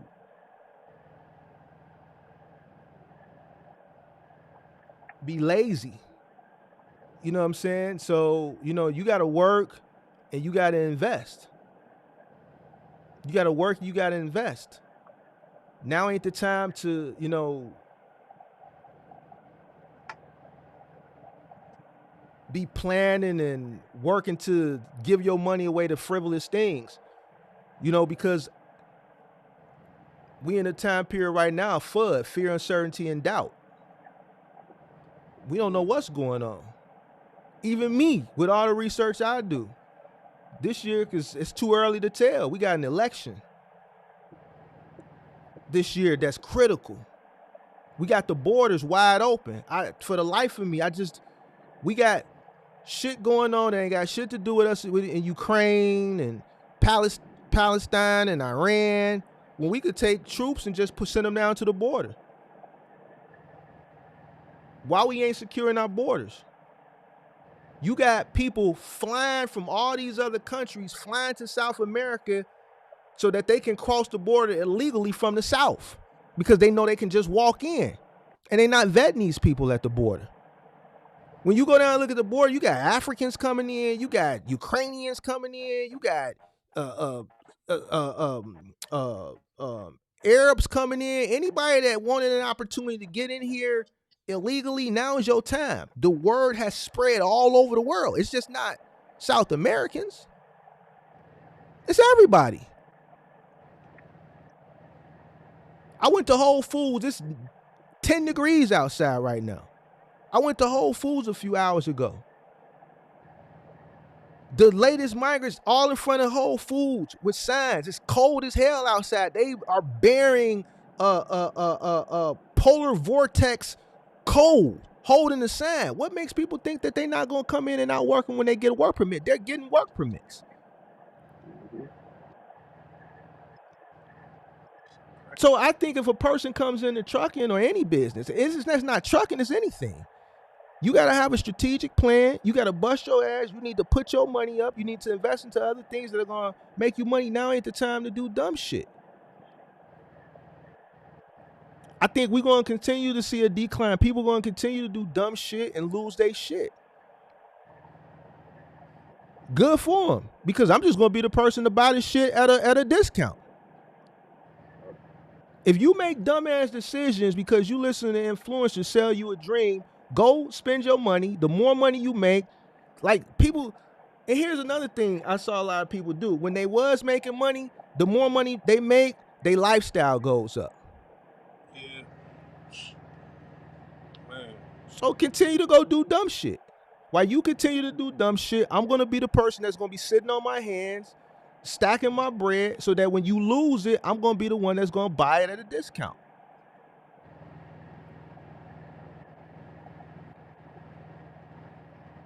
When people are greedy, be fearful. When people are fearful, be greedy. Everybody's fearful right now. I'm spending money right now. I'm buying up everything. Right before Christmas, people went and spent all their money in Christmas. The people who thought they was saving and putting money in the brokerages and putting money in the different companies and stocks and shit like that, every year, right after Christmas, you see the stock market go down. Why? Because people are looking for wherever they got money at the pool to recoup some of the money they spent. So to me, that's like buying shit on sale. Thank you. You went and spent all your money on dumb shit, so now you got to pull from your investments, right, to replenish the money you spent on some stupid shit, which is allowing me the opportunity to buy shit low, to run it up. So people are fearful right now, so I'm greedy because I have cash on hand. And when people become greedy again, that's when I sell everything. The same thing happened in the box truck business. When everybody was greedy, what did I do? I took the opportunity, and my 2025 year plan to exit became in the 2022 year plan. And I did really, really well. I did better coming out in 2022 than I would have did in 2025. So that was a early blessing for me. But I'm a smart businessman that I saw it. Because guess what? What if I would have held on? I'd be screwed right now. I would own my assets because my assets have been old. But now I got assets with nobody wanting to work and having to deal with the same type of mentality that I talked to on the live stream.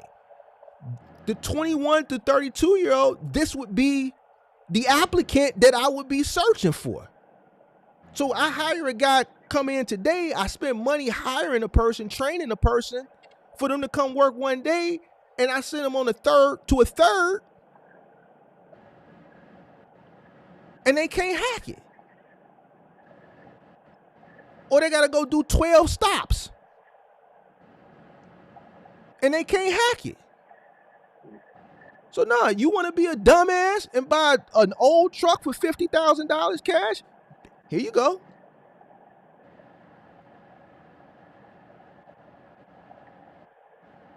So when people were greedy, I was fearful. Whenever you think like that in business, you always gonna win. You just make sure you got cash on hand. Just like the people who had cash on hand during the housing market crash. We'll never see a crash like that again. People, I got homies that was buying 2 and 3 flats for $10,000 and $20,000.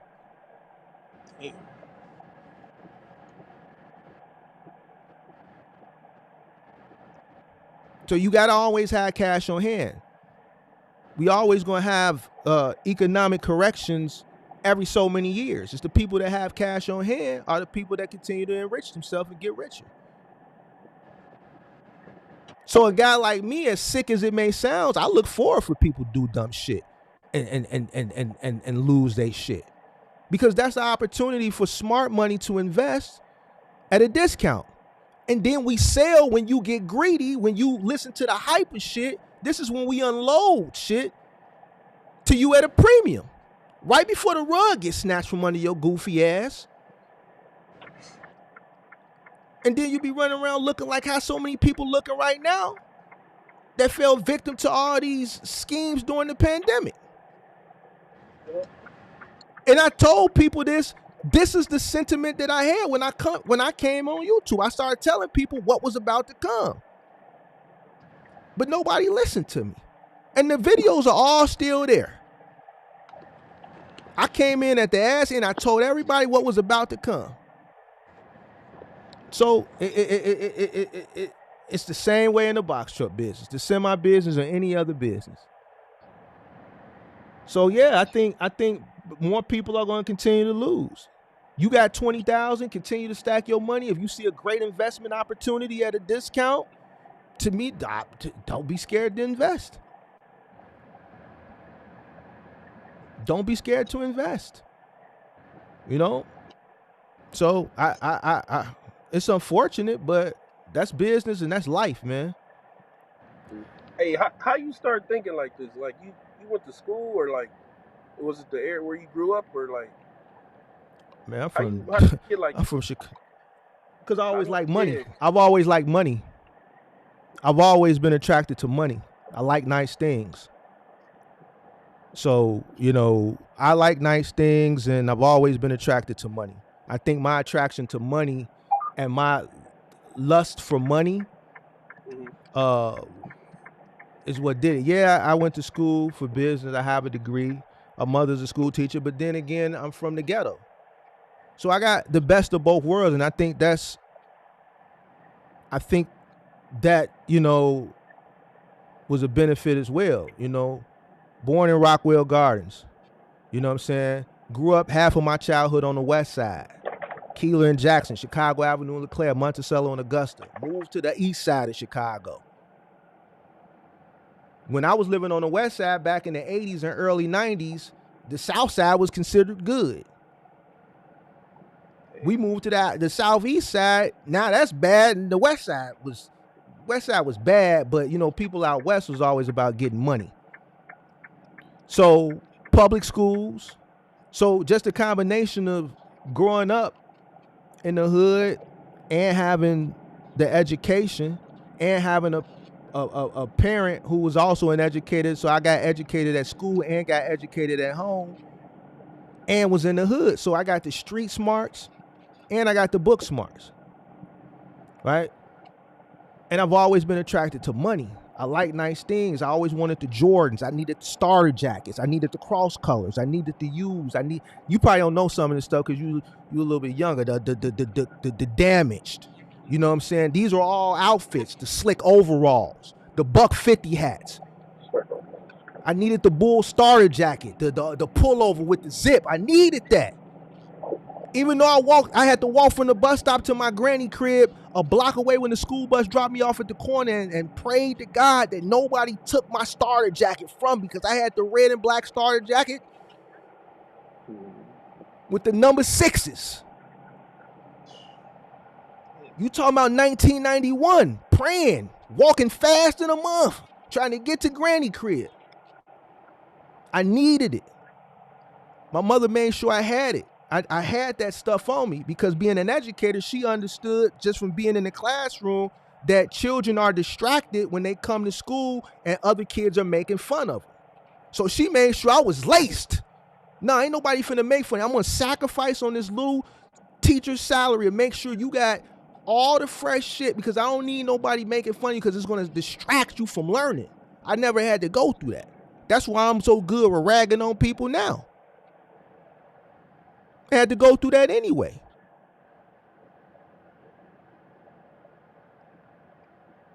Then to see, family members get caught up in drugs and jail for selling drugs. I came up in the 80s.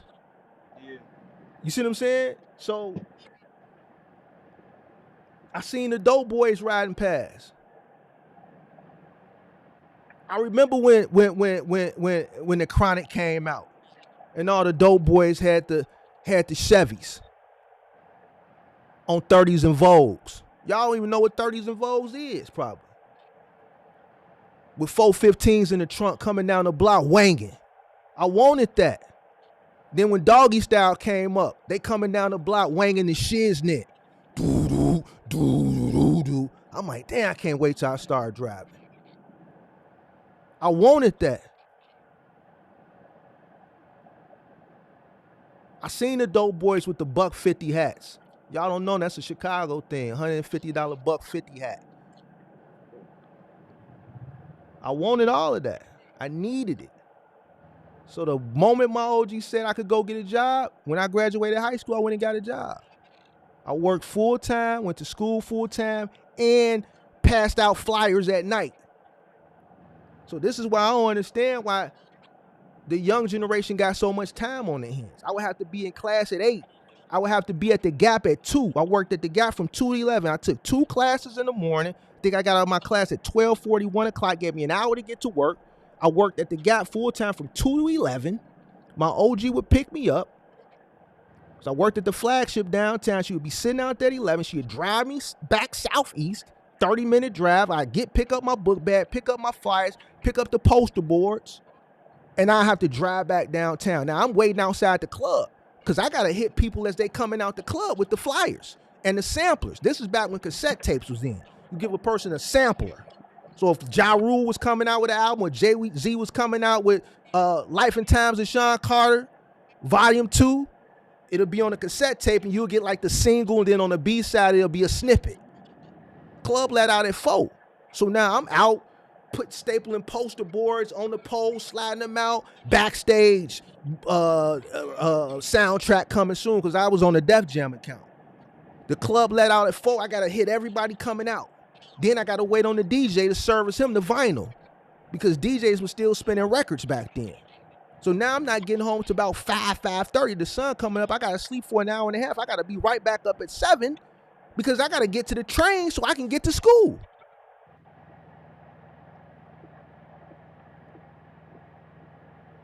He was on it.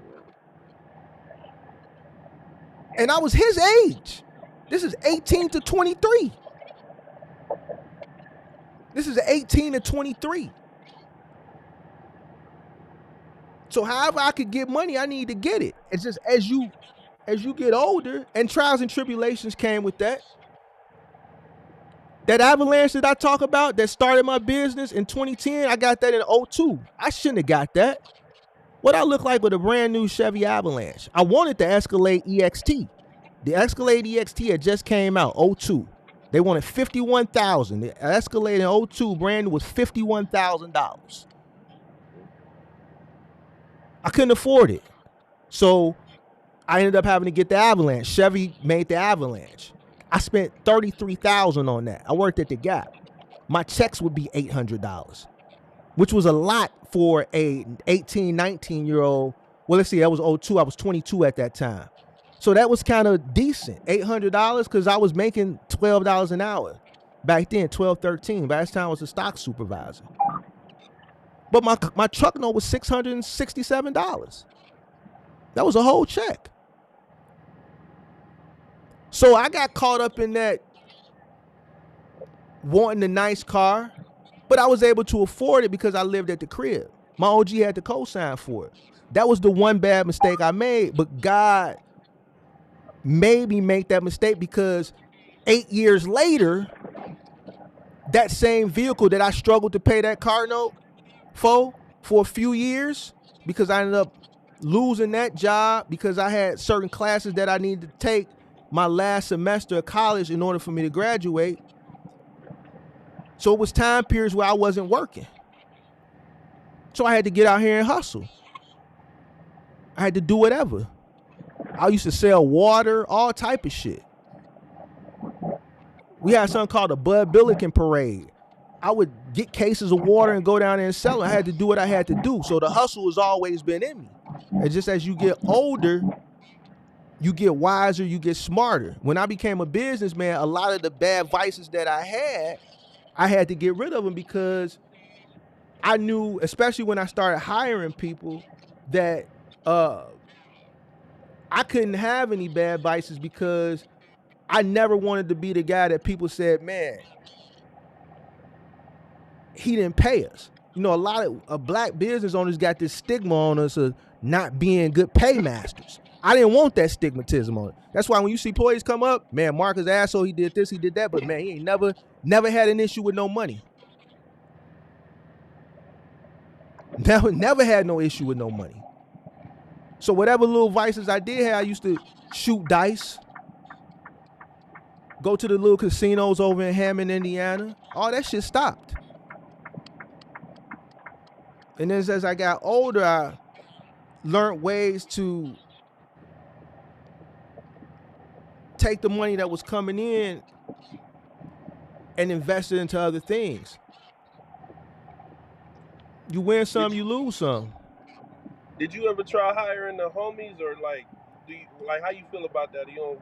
Everybody that worked for me at my peak pretty much was from the east side of Chicago, for the most part. And if they weren't from the east side, from my neighborhood, they were people who worked for me that brought people in. It was rare that I hired somebody that wasn't a referral. So everybody that worked for me was from the hood. How do I feel about it? We talked about this on the episode. You probably didn't see it because I think I put it in members only. It's challenging. Working with your own people or our people is challenging. I did it for years. I wouldn't do it again. I'm not saying don't do it. It's an experience, and I think that experience made me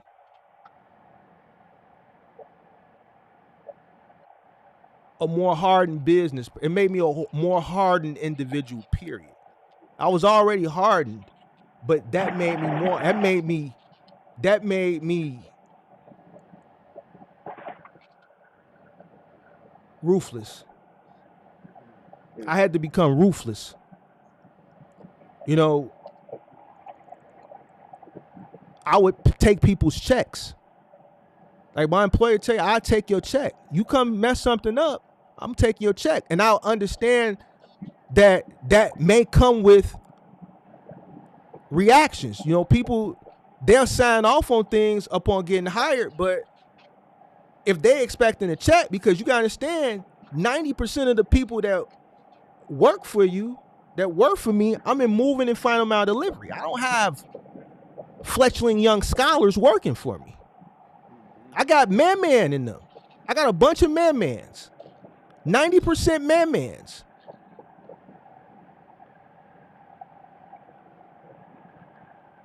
So if today is payday, or yesterday, Friday is payday, Monday that money is gone.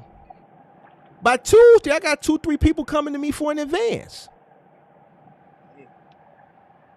So when Friday come back around, regardless of what floor they scratched up or what wall they damaged, they expecting that money. But this may be the Friday where I'm taking your shit.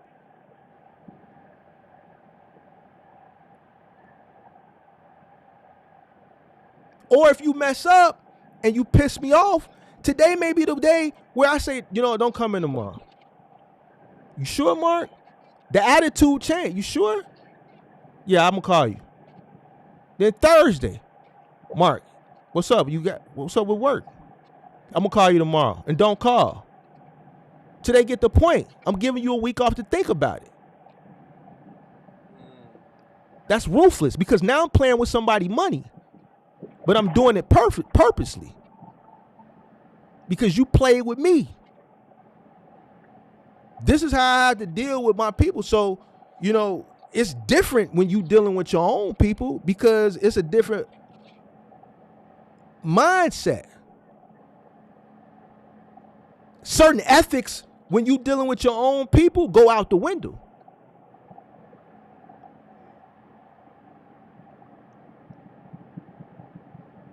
At this point in my life, would I go through that again? No. I don't have the patience to deal with that shit no more. So that's what reality is, dealing with your people. Especially in an industry where, the type of applicant that is inquiring for work comes from a certain demographic or a certain background. It's not a young scholar that's coming to apply for this type of work. It's an individual who society has turned their back on that's not willing to give an opportunity to.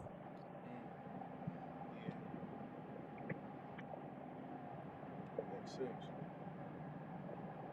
And they don't understand business.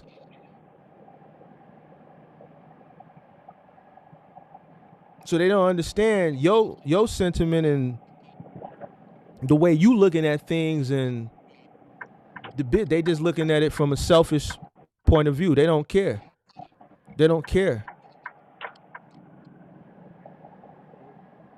So,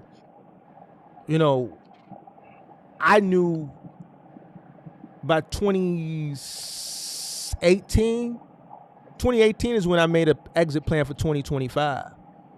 By 2016, I realized that lifetime plan of owning a moving company and this final mile trucking company, I thought that I was going to do for 20, 30 years and pass down to my kids. I realized 6 years in that it wasn't, because I was once naive too. I thought that, these accounts was going to last forever until they didn't. I never thought about, they could lose the account until it happened to me. A company lost the account from the retailer. So we lost it too by default. That happened in 2014. That sharpened me up. By 2016, I was even sharper. By 2018, I saw things changing with the gig economy. So, just experience just makes you a better individual. When I first started really making money in 2014, I invested real estate and shit like that.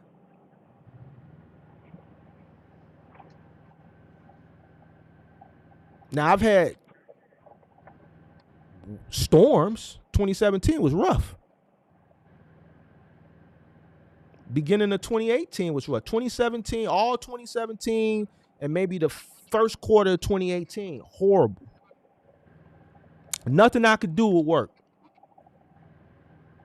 I'm robbing from one company to save another. Start popping? No, that was just a time period where I was in a transitioning from running for the moving company has always just been great. But the trucking company, I was in a phase of transitioning from sending my trucks to the third-party logistics companies to becoming a third-party logistics company. This is when I got the warehouse and I started cross-docking myself. So now the semi-trucks are coming to my warehouse and then we're delivering the freight. It's saving me money, but I didn't understand that being a cross dock facility, a warehouse, I'm not being treated like how I was treated when I was the master contractor. The way they look at it is shit, Nick, you got a warehouse. You different from these other guys. You got a warehouse, you got a forklift, you got docks, you got all this shit. So guess what? You got to wait on your money.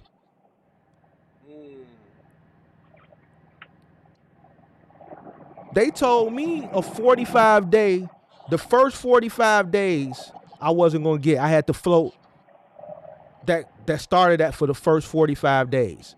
So I was under the impression that the first, which was fine for me, like at that time, man, you talking about, that wasn't enough. 45 days, all right, we'll float it. Whatever it's going to be, 50, 60 grand, we'll float it. All right, boom. But what they didn't tell me is that when that money started coming in, after those first 45 days, it wasn't going to be that rolling period of what we were doing on that 45-day hold, week to week to week, that it wasn't going to come in based off what we did 45 days prior from week to week to week. So if I did, let's say, $5,000 worth of deliveries for that first week 45 days ago, and this is supposed to be that rolling period, to start that rolling period, I wasn't going to get $5,000. I was only going to get the money from the deliveries that company had received from those retailers that we delivered. When they got paid, we got paid. So whatever deliveries that they didn't have, that they didn't get paid for, let's say if there was like a net 180 or something like that, a net 90, we didn't get paid for that stuff. We only got paid for the stuff that was pretty much after that 45 rolling day period, for the stuff that was paid out net 30. So when you do, let's say, $5,000 worth of deliveries, and then you expecting $5,000 settlement to only get a settlement for $800,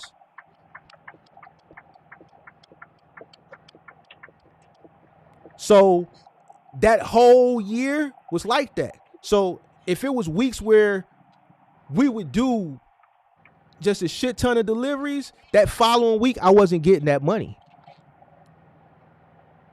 I might have did $6,000, $7,000 worth of deliveries that prior week, which made it cost me $4,000 or $5,000, let's say, right? So next week when it was pay period, I owed somebody $3,000 or $4,000. So eventually that capital from that business started to drain, and then I had to start robbing from the moving company, which was fine. But when the slow season came around, it became a problem.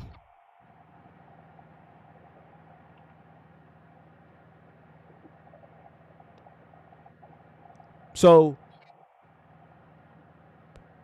the start of cross docking is what sent me into a rough patch. Prior to that, I had little hiccups here and there, but nothing to a magnitude that, you talking about six figures. When I stopped cross docking, they were behind 8 months of payments. So I stopped cross docking, I forget the year, whatever year it was, in March of that year. Every single week until the end of October, I got a settlement. So for 8 months, they owed me 8 months of pay. That's how far behind the payment stretched.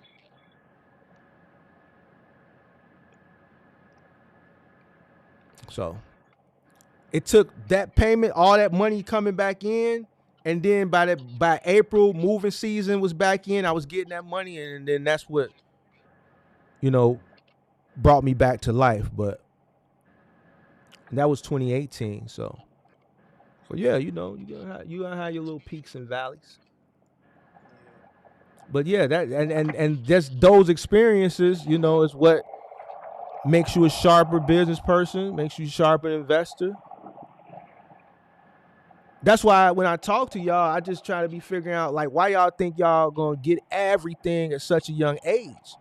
It takes years of experience and trials and tribulation to go through shit to know how to be able to move out here. And I think this is probably why I'm good at, you know,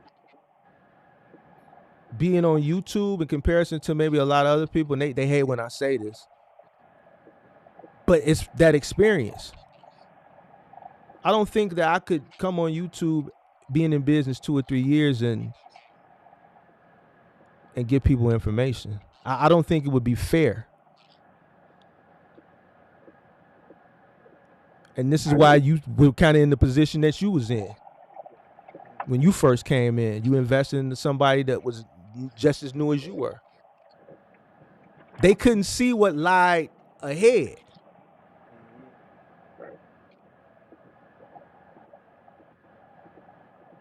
You know what I'm saying? Yeah, sure. So just experience, man. You know, experience. The beautiful thing about your generation is, though, the technology is there where y'all can reach out to people who do have the experience, like me. Right. I didn't have that. So a lot of the stuff that you would encounter, you can kind of go around it with just listening and hitting the link and coming up here and talking to a person who's been through it, who got the years of experience to tell you, nah, don't do that. Or, you know what, be careful because this is about to come. I seen this before. I'm telling you what's about to happen. Be mindful. You see what I'm saying? So Yeah. That's the beautiful thing about y'all generation. It's just y'all make the mistakes of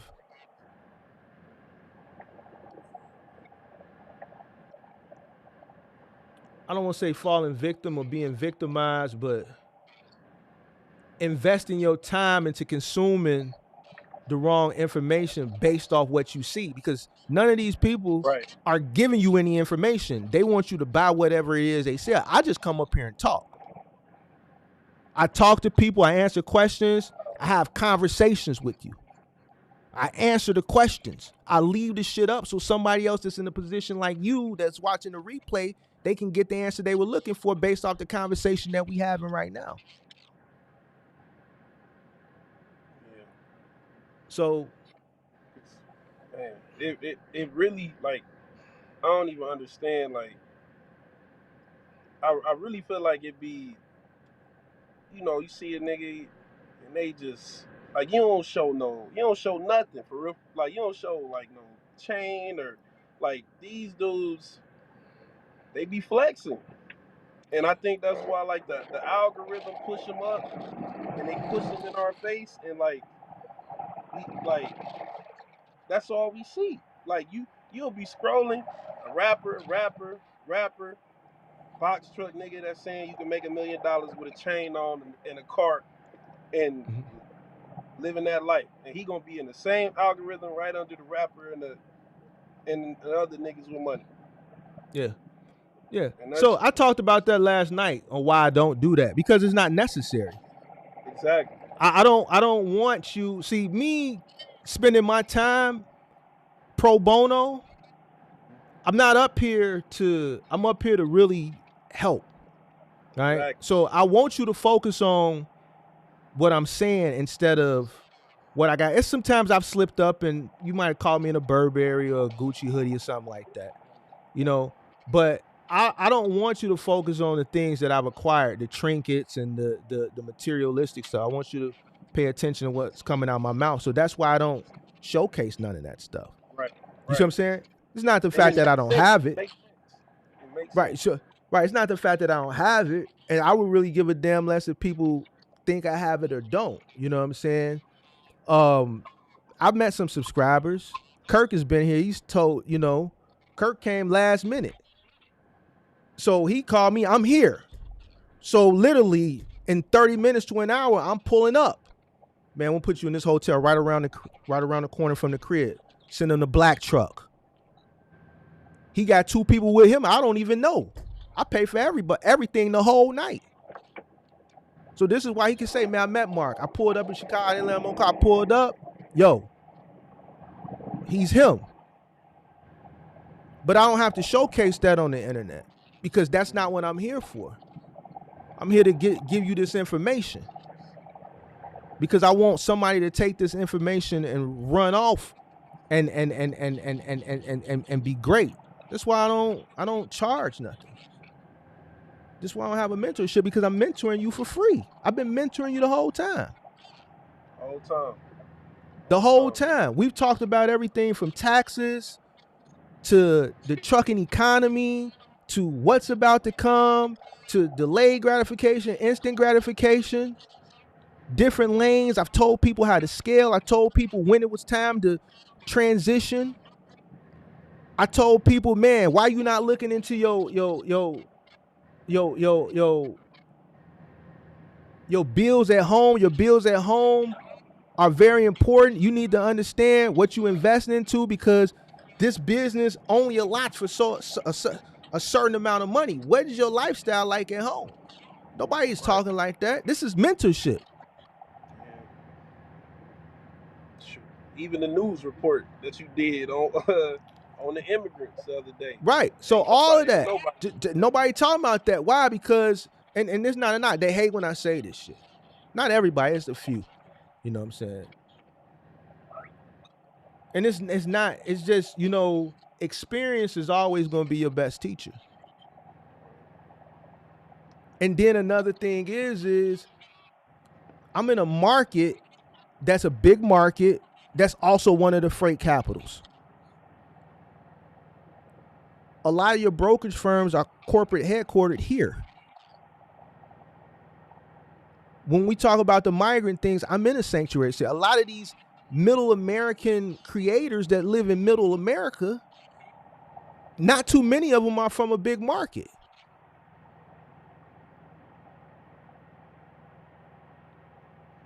That matters.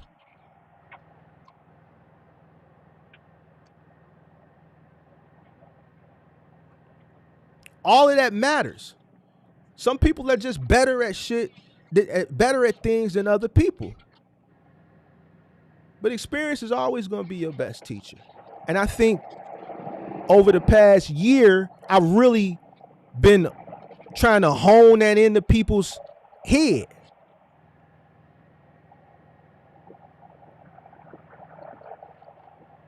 So that when they go out and they look to gather information, they're seeking it from the right places. You can get the information from wherever you want to get it from. But you also have to be cognizant of what you're consuming and does it make sense or not.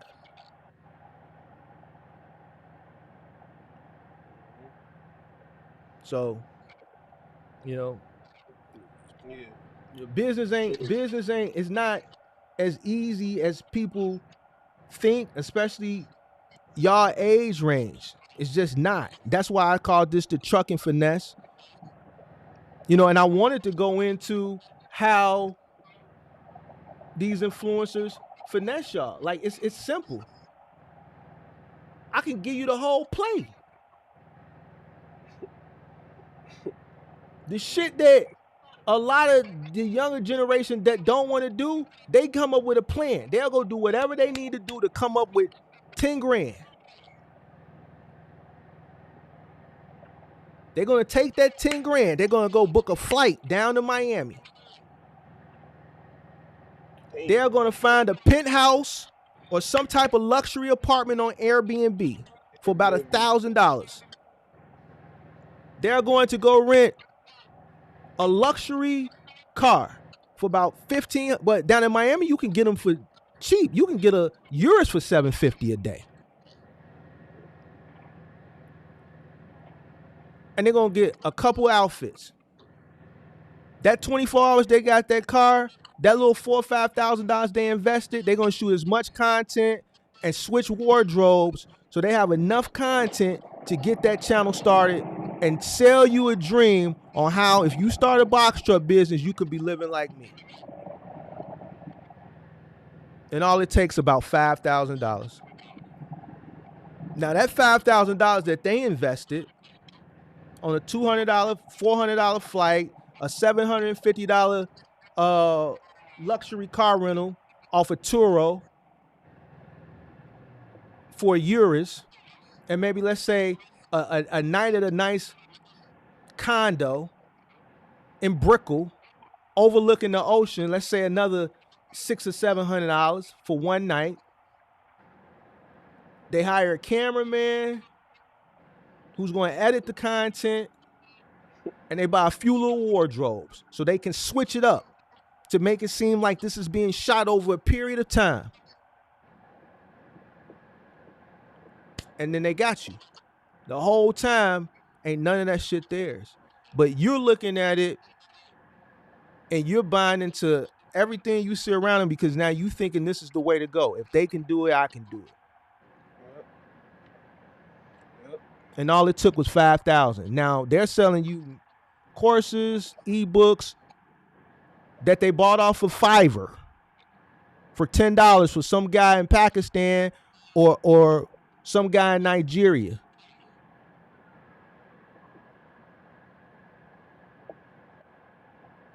That they didn't write because they don't have the information. They don't have the experience to be able to write anything. They don't have the life experiences. They don't have the business experiences. Yep. They purchased it from a guy from Pakistan who's got it posted on Fiverr. You can buy the one with 1,000 words for $10. They got the one with 2,000 words for $15, or you can buy the one with 10,000 words for $50. And then they're going to create a website off of Wix. And then they're going to sign up. They're going to be able to integrate Stripe. And then you're going to go on it and you're going to buy it for $500. And they only paid $20 for it. And it's going to be a bunch of basic information that every other person that's an influencer that went on Fiverr and purchased that same course from that same Pakistani is selling. The only thing they did once they received it was they branded it like it was theirs. They put their logo on it. So for about $6,000, they can turn around and make 6 figures. But you go out and spend 6 figures, and before you can make that money back, you've already failed.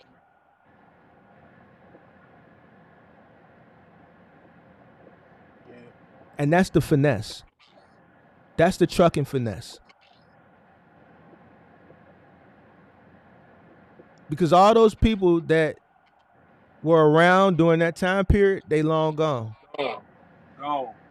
It's just like the guy on the strip in Vegas, the 3-car Molly. They're going to be nice to you when they trying to sell you. Mm-hmm. As soon as they got the money, that face turned from smiling to stone cold. Get up out of here. Get up out of here. That's the finesse. That's the finesse. 5,000-6,000 can make you 6 figures by finessing the person who think they finna come in and run it up and make $1 million. The whole time they spending 6 figures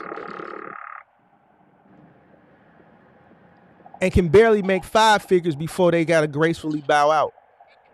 Mm-hmm. That's just crazy.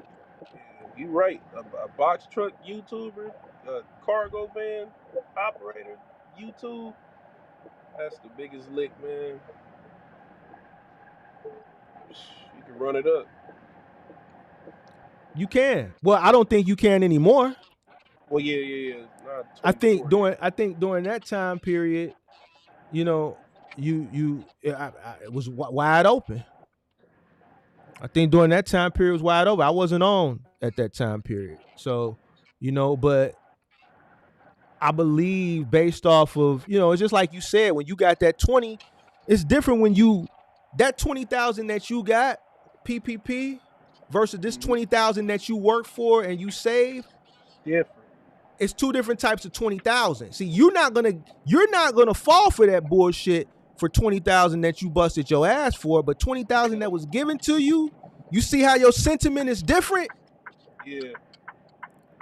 Man, I didn't want I'm to heavy. blow it. I I'm didn't want to heavy. do it. Oh, Yeah, this 20,000 here. This 20,000 it hit different. sweat, boy. Missing your family, all type of shit.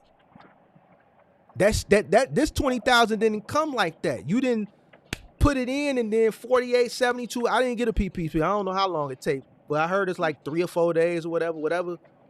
3, 4 days, you wake up, your account go from 600 to 20,600. Yeah.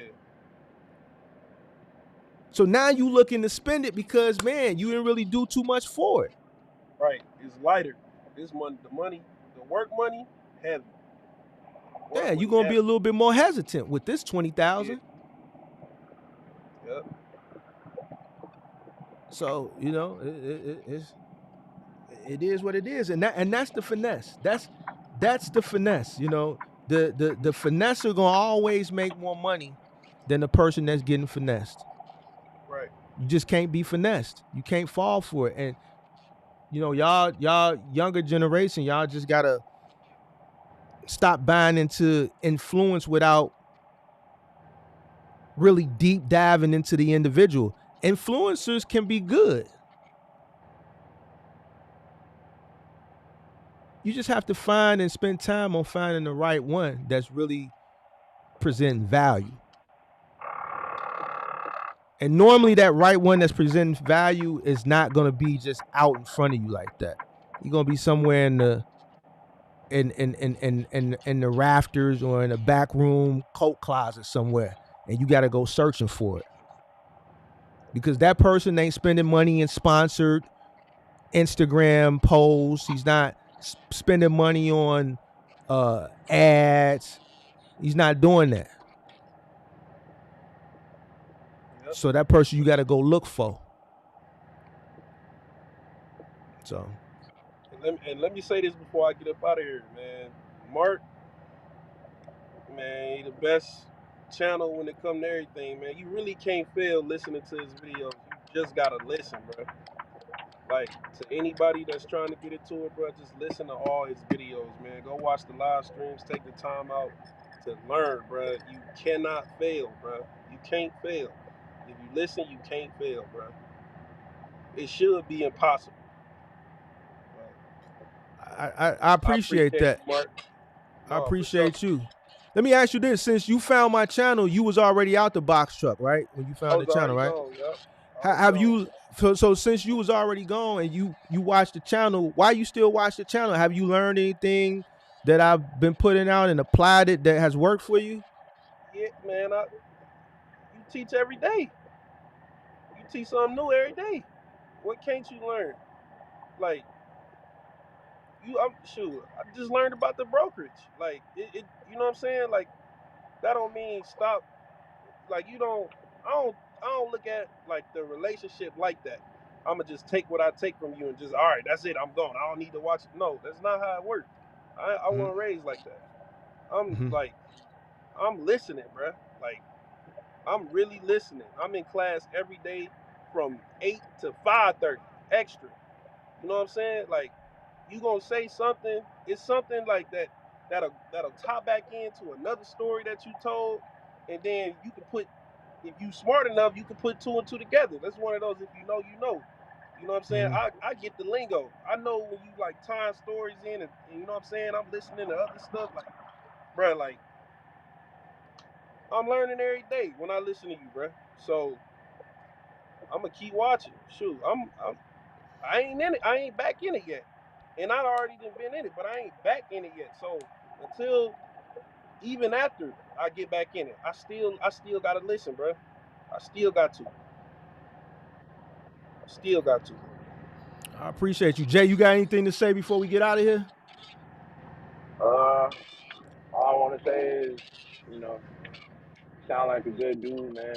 I'm definitely gonna subscribe, and I'm gonna keep looking at your videos and studying some more. And I think you really told me some game that I really needed, and I definitely needed to hear right now. So I really appreciate that. No problem. Just make sure. I mean, you can do what you want to do, but man, you at a young age, man. I wouldn't jump out the window and I think you need to save. You already saved up 20 at 22. I think you can stay on that path. If you go invest into, and I'm not saying you might want to live with your girlfriend, but I don't want to be the person who makes you change your mind and shit like that. But I just know that if you do go that route, that 20 that you got saved, that's gonna be gone. Yeah. Don't go home, Jay. Don't go home. I heard you. I heard you. Don't go So home. so here you got another guy up here that got the family, that got the kids, and he's saying he don't even know when he going home. Speaking Spanish to me right now. I'm I gonna don't So know. I'm gonna stay out for a minute. I'm gonna stay out. I think I can wait it out a little bit on the movement. You Trying to got it. start something up. but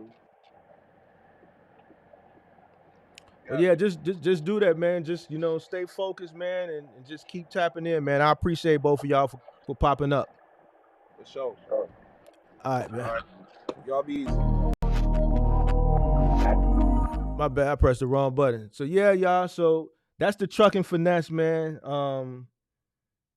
I'm glad I got a chance to talk to some young brothers that were in that age range and clarify some things a little bit more.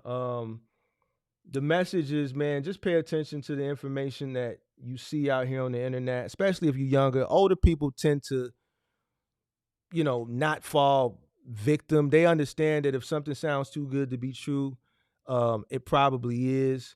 So for the younger people, ain't nothing in life easy. Ain't nothing in life easy, especially if you want, like some of the trinkets that Jay was talking about. All that's gonna come, and it's gonna come in due time. It's gonna come with hard work. I haven't looked at the statistics and broke the statistics down, but millionaires are made every day, and most millionaires are older. It's not many millionaires that are being made in their 20s. All right. I'm gonna actually break those statistics down and see how many millionaires are being made on average in their 20s. But most millionaires are being made, I believe last time I checked, in their 50s, to be honest with you. Most people don't reach their peak of success until later on in their life. So a lot of these younger guys, they wanna be young with old money. And there are young individuals that reach those types of heights, right? Monetarily, but they're far and few between. So it's almost like winning the lottery. There can only be so many rich influencers, or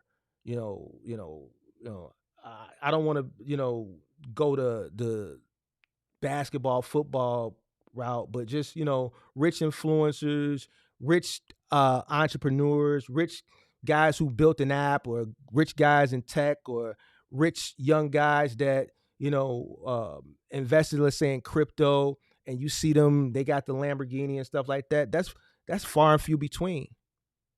For the most part, if you between 21 and 32, you're gonna have to get out here and work. Trucking is not easy. It's not something that is simple like how people are perpetuating it to be. It's something that you're gonna have to come in. You're gonna have to spend a lot of time away if you choose OTR. If you choose something that's more labor intensive, you're gonna spend a lot of time lifting, doing back breaking work, moving, same thing. Even with Amazon, it's gonna require a lot of time. Anything that you do that you want to see success from is going to require time and some type of sacrifice. And with a box truck, I'm going to keep it really, really funky with you. It's just basically creating your own job.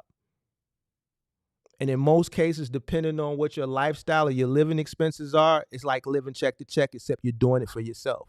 You're not punching someone else's clock living from check to check. You're punching your own clock and you're living from check to check based on what your lifestyle or your living expenses are.